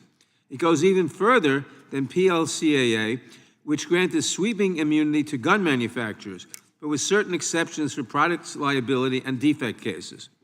This bill has no such exceptions, granting manufacturers and sellers of artificial stone slabs virtually unqualified immunity. Artificial stone slabs are uniquely toxic to the workers who cut and grind it. Silicosis has impacted miners and stone workers for hundreds of years, but artificial stone silicosis is a new disease. Artificial stone slab products have a higher concentration of silica that makes them far more dangerous to work with. Fabrication workers are getting sick, and stone silicosis and other occupational health diseases more quickly and more severely than they did before the rise of artificial stone. Manufacturers claim their product is perfectly safe. They tell us their product only becomes dangerous when you cut it. This argument doesn't hold up to scrutiny. A cigarette is also perfectly safe until you light it up. These huge stone slabs are manufactured to be cut and grinded down into countertops, not just to look at. The majority claims that if the proper precautions are taken during cutting, workers will not get sick. This is simply not supported by the evidence. There are cases where fabrication companies took every precaution possible, wet cutting, respirators, air filtration, and still their employees developed stone silicosis. Studies have shown that these protections are not sufficient when working with engineered stone. Stone silicosis is a life-altering and entirely preventable disease. Those living with silicosis can expect to be placed on 24/7 oxygen or require a lung transplant, leaving those affected unable to work and suffering from chronic pain. Exposure to artificial stone dust also causes lung cancer, chronic obstructive pulmonary disease, rheumatoid arthritis, chronic kidney disease, and numerous other diseases. Stone manufacturers claim that this bill is necessary because of the volume of lawsuits they are facing. But courts are entirely equipped to deal with these lawsuits. Courts and juries are designed to evaluate the complex factual record in each individual case to figure out who is liable. It should not be up to Congress to blanketly decide whether stone manufacturers should be liable for this harm. When a case does go to trial, courts can work out what share of fault might belong to the manufacturer. For example, if the wrong defendant truly is being sued and the manufacturer or distributor has nothing to do with the worker's disease, courts will dismiss the case on summary judgment. The majority claims that it's all the fabrication shop's fault. They can be held liable too. Courts weigh all the evidence and carefully assign damages based on the facts of the case. For example, in a case in Colorado, a jury decided that Cambria was 32% liable for workers' harm for mislabeling their product. A majority of the fault in that case was attributed to the fabrication shop. Other cases have had different verdicts depending on the specific facts and circumstances of those cases. This bill would completely take away the ability of a jury to decide any of those things because the worker wouldn't be able to sue the stone manufacturer at all.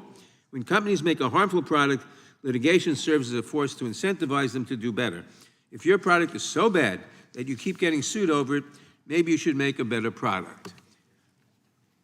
I yield back. Gentleman yields back. Question, the gentleman from Georgia is recognized. Yes, thank you, Mr. Chairman. I move to strike the last word. And I would point out to the public to not be deceived by anything that you may have heard this morning or this afternoon about this particular legislation. Its purpose is to prohibit, and I'm reading from it, to prohibit civil actions against manufacturers and sellers of stone slab products for injuries caused by exposure to respirable silica or other substances arising from or relating to the fabrication of such products by third parties. So when you look at the fact that this legislation prohibits civil actions, that means an action to recover monetary damages for injuries that a worker sustained as a result of working with this, they call it stone slabs, I call it fake stone, fabrication of fake stone, stone that looks like granite or some other substance. This is fake stone. But this seeks to preclude workers from being able to sue for injuries when they are working to cut this material so that it can be sold to consumers. And, you know, I've often said that in this committee, nothing comes to this committee if it has not been approved by the Trump administration, Donald Trump at the head of it. And in fact, this committee is known to be putting forward legislation as directed by Donald Trump. And this legislation may fit the bill because one of Donald Trump's investors, a man who has kept Truth Social afloat with a $5 million investment, this guy owns Cambria, Marty Davis. He owns Cambria, which is the major producer of this fake stone here in America. And so Trump wants to see this bill passed as a payback to his friend Marty Davis for investing in his business. Now, the impact that this legislation would have, it would be on the multitudes of workers who cut, drill, and polish these slabs into usable shapes and sizes for countertops. And when fake stone is cut, it releases silica particles so small and numerous that they evade workplace protections like water saws and respirators. So even if workers use protection, these silica particles get into their lungs and cause scarring and inflammation, making their lungs unable to function. And within only months or years, these fake stone workers are getting silicosis and either undergoing lung transplants or dying.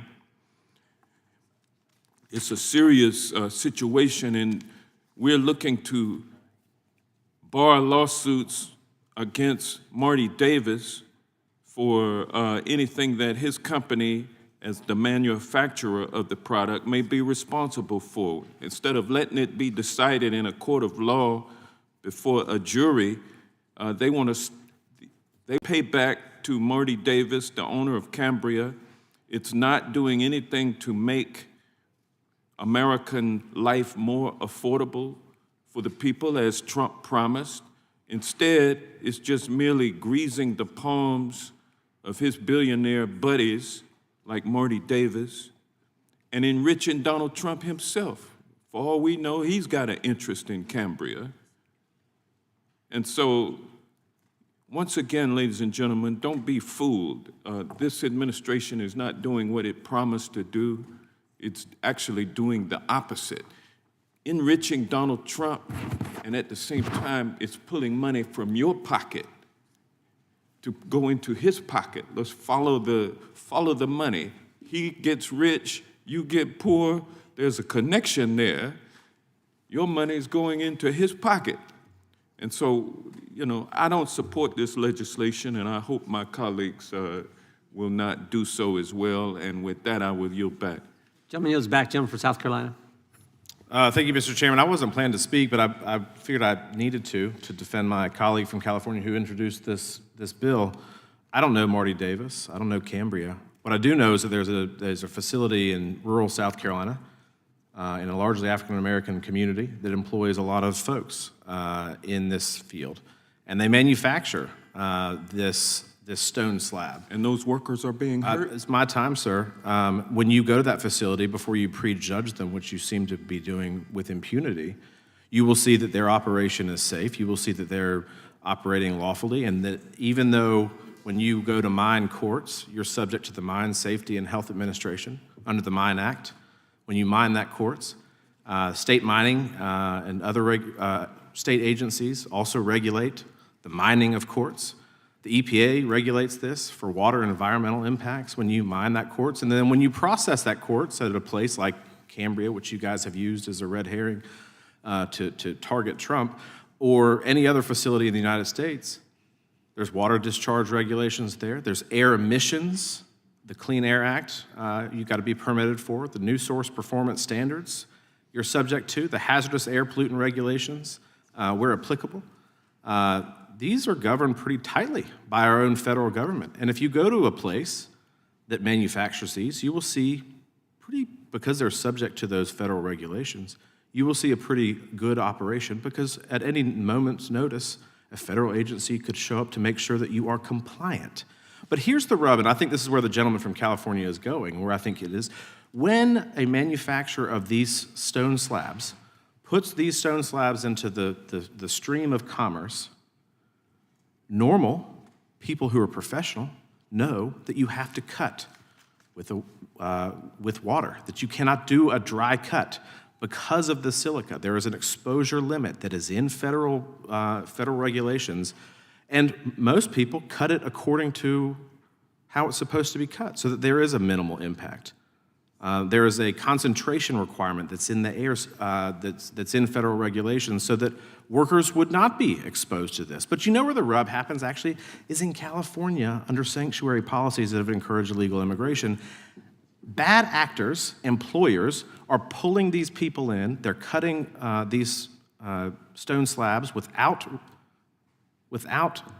fear of the damage that it might cause the employer. They don't care about the employees themselves. There are lawful people who are doing this in a great way that's providing a great service to the American people, a great product to the American people. But these individuals in California, I think where the gentleman is from, are doing this, and now there are lawyers out there that say, well, you know what, there's some deep pockets somewhere, we can go do this. No, how about go after the bad actors that are doing this? How about state regulators going after the bad actors in California who are employing people and not doing it according to our own federal regulations? That's where the liability rests. That's where the fault rests, not with the people who are creating the products.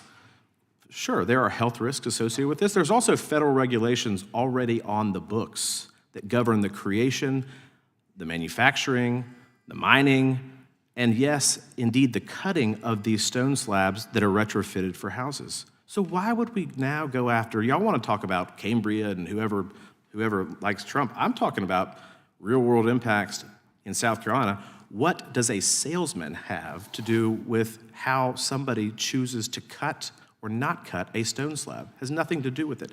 There are disclosure requirements on these stone slabs when they go out in the first place.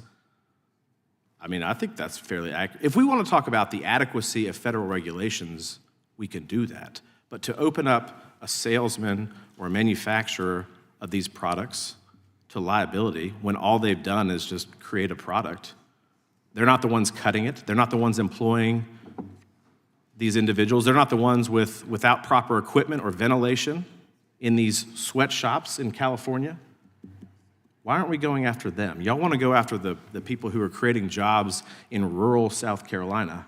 Why not go after the people who are really the culprits here? With that, I yield back. Gentleman yields back. The question is on the adoption of the amendment. Mr. Chairman, some unanimous consent requests. If we can go quickly, we're voting on the floor. Thank you. Mr. Chairman, I want to introduce for the record a letter from Drs. Jane Fazio and Shefali Gandhi, leading researchers and physicians from California opposing H.R. 5473 and explaining artificial stone cannot be fabricated safely.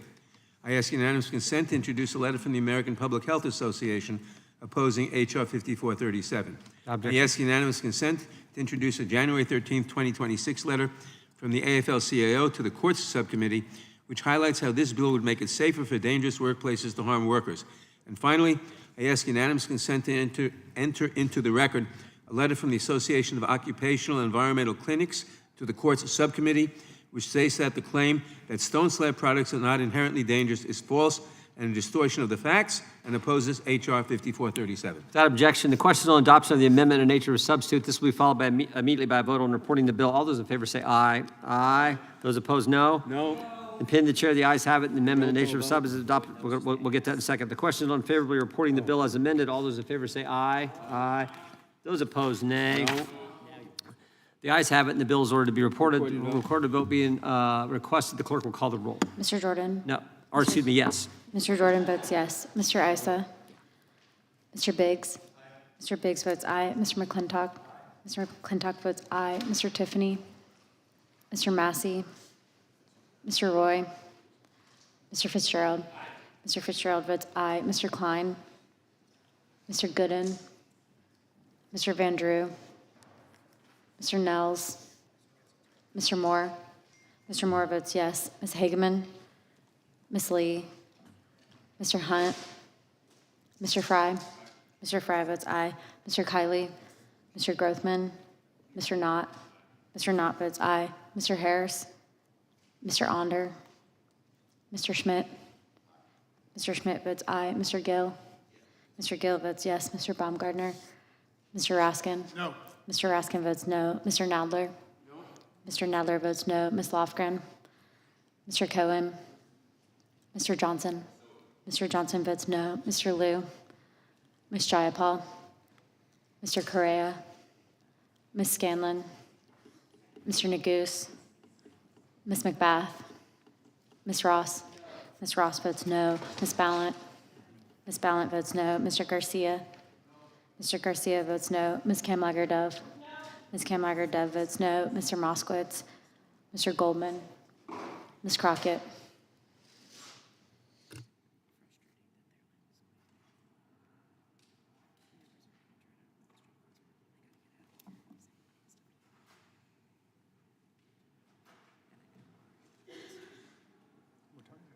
We're working on it. Hey, Chris, we got, get people here.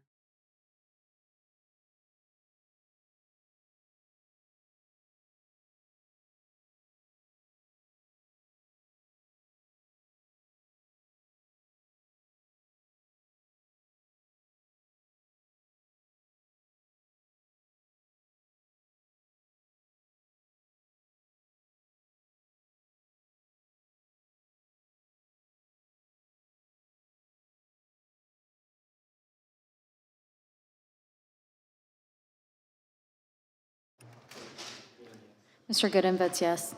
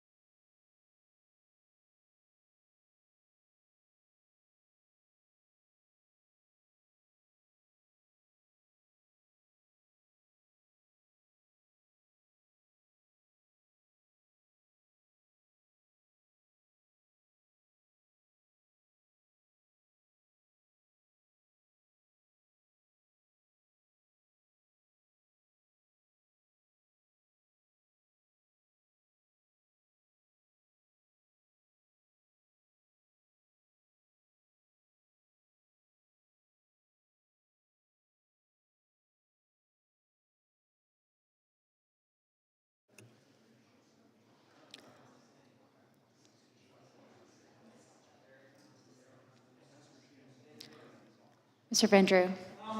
You are not recorded. Mr. Vandrew votes yes.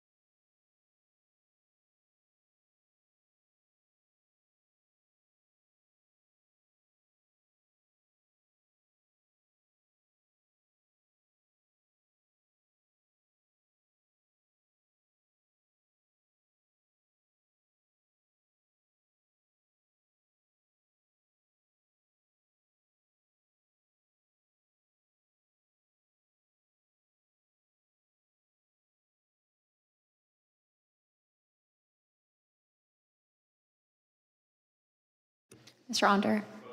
Mr. Onder votes aye.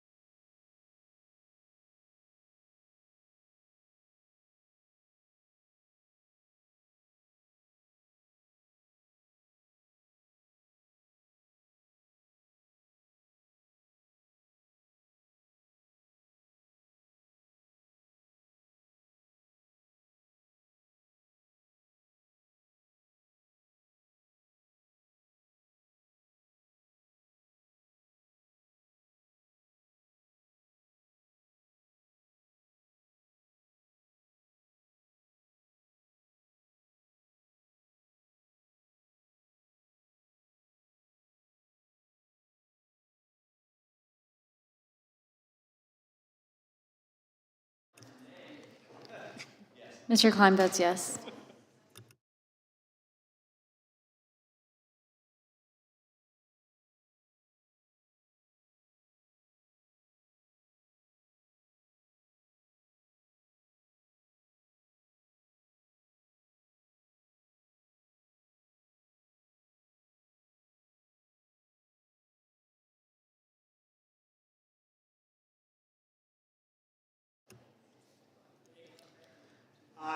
Mr. Grothman votes aye.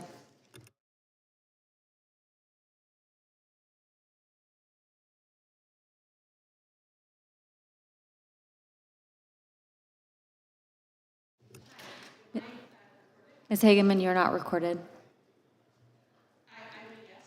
Ms. Hageman votes yes.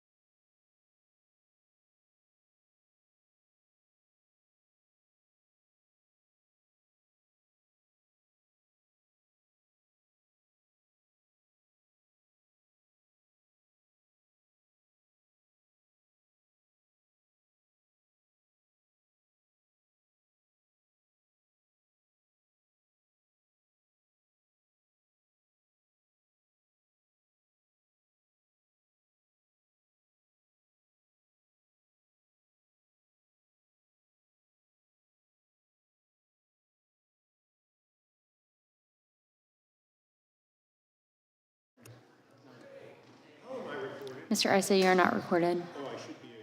Mr. Isa votes yes.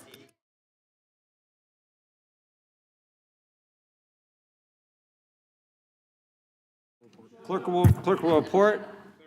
Mr. Chairman, there are 16 ayes and 7 noes. The ayes have it, and the bill is ordered to be reported favorably to the House. Members will have 2 days to submit views. Without objection, the bill will be reported as a single amendment in the nature of a substitute, incorporating all adopted amendments. Staff is authorized to make technical conforming changes. This concludes today's business. The meeting is adjourned. All right, thank you all.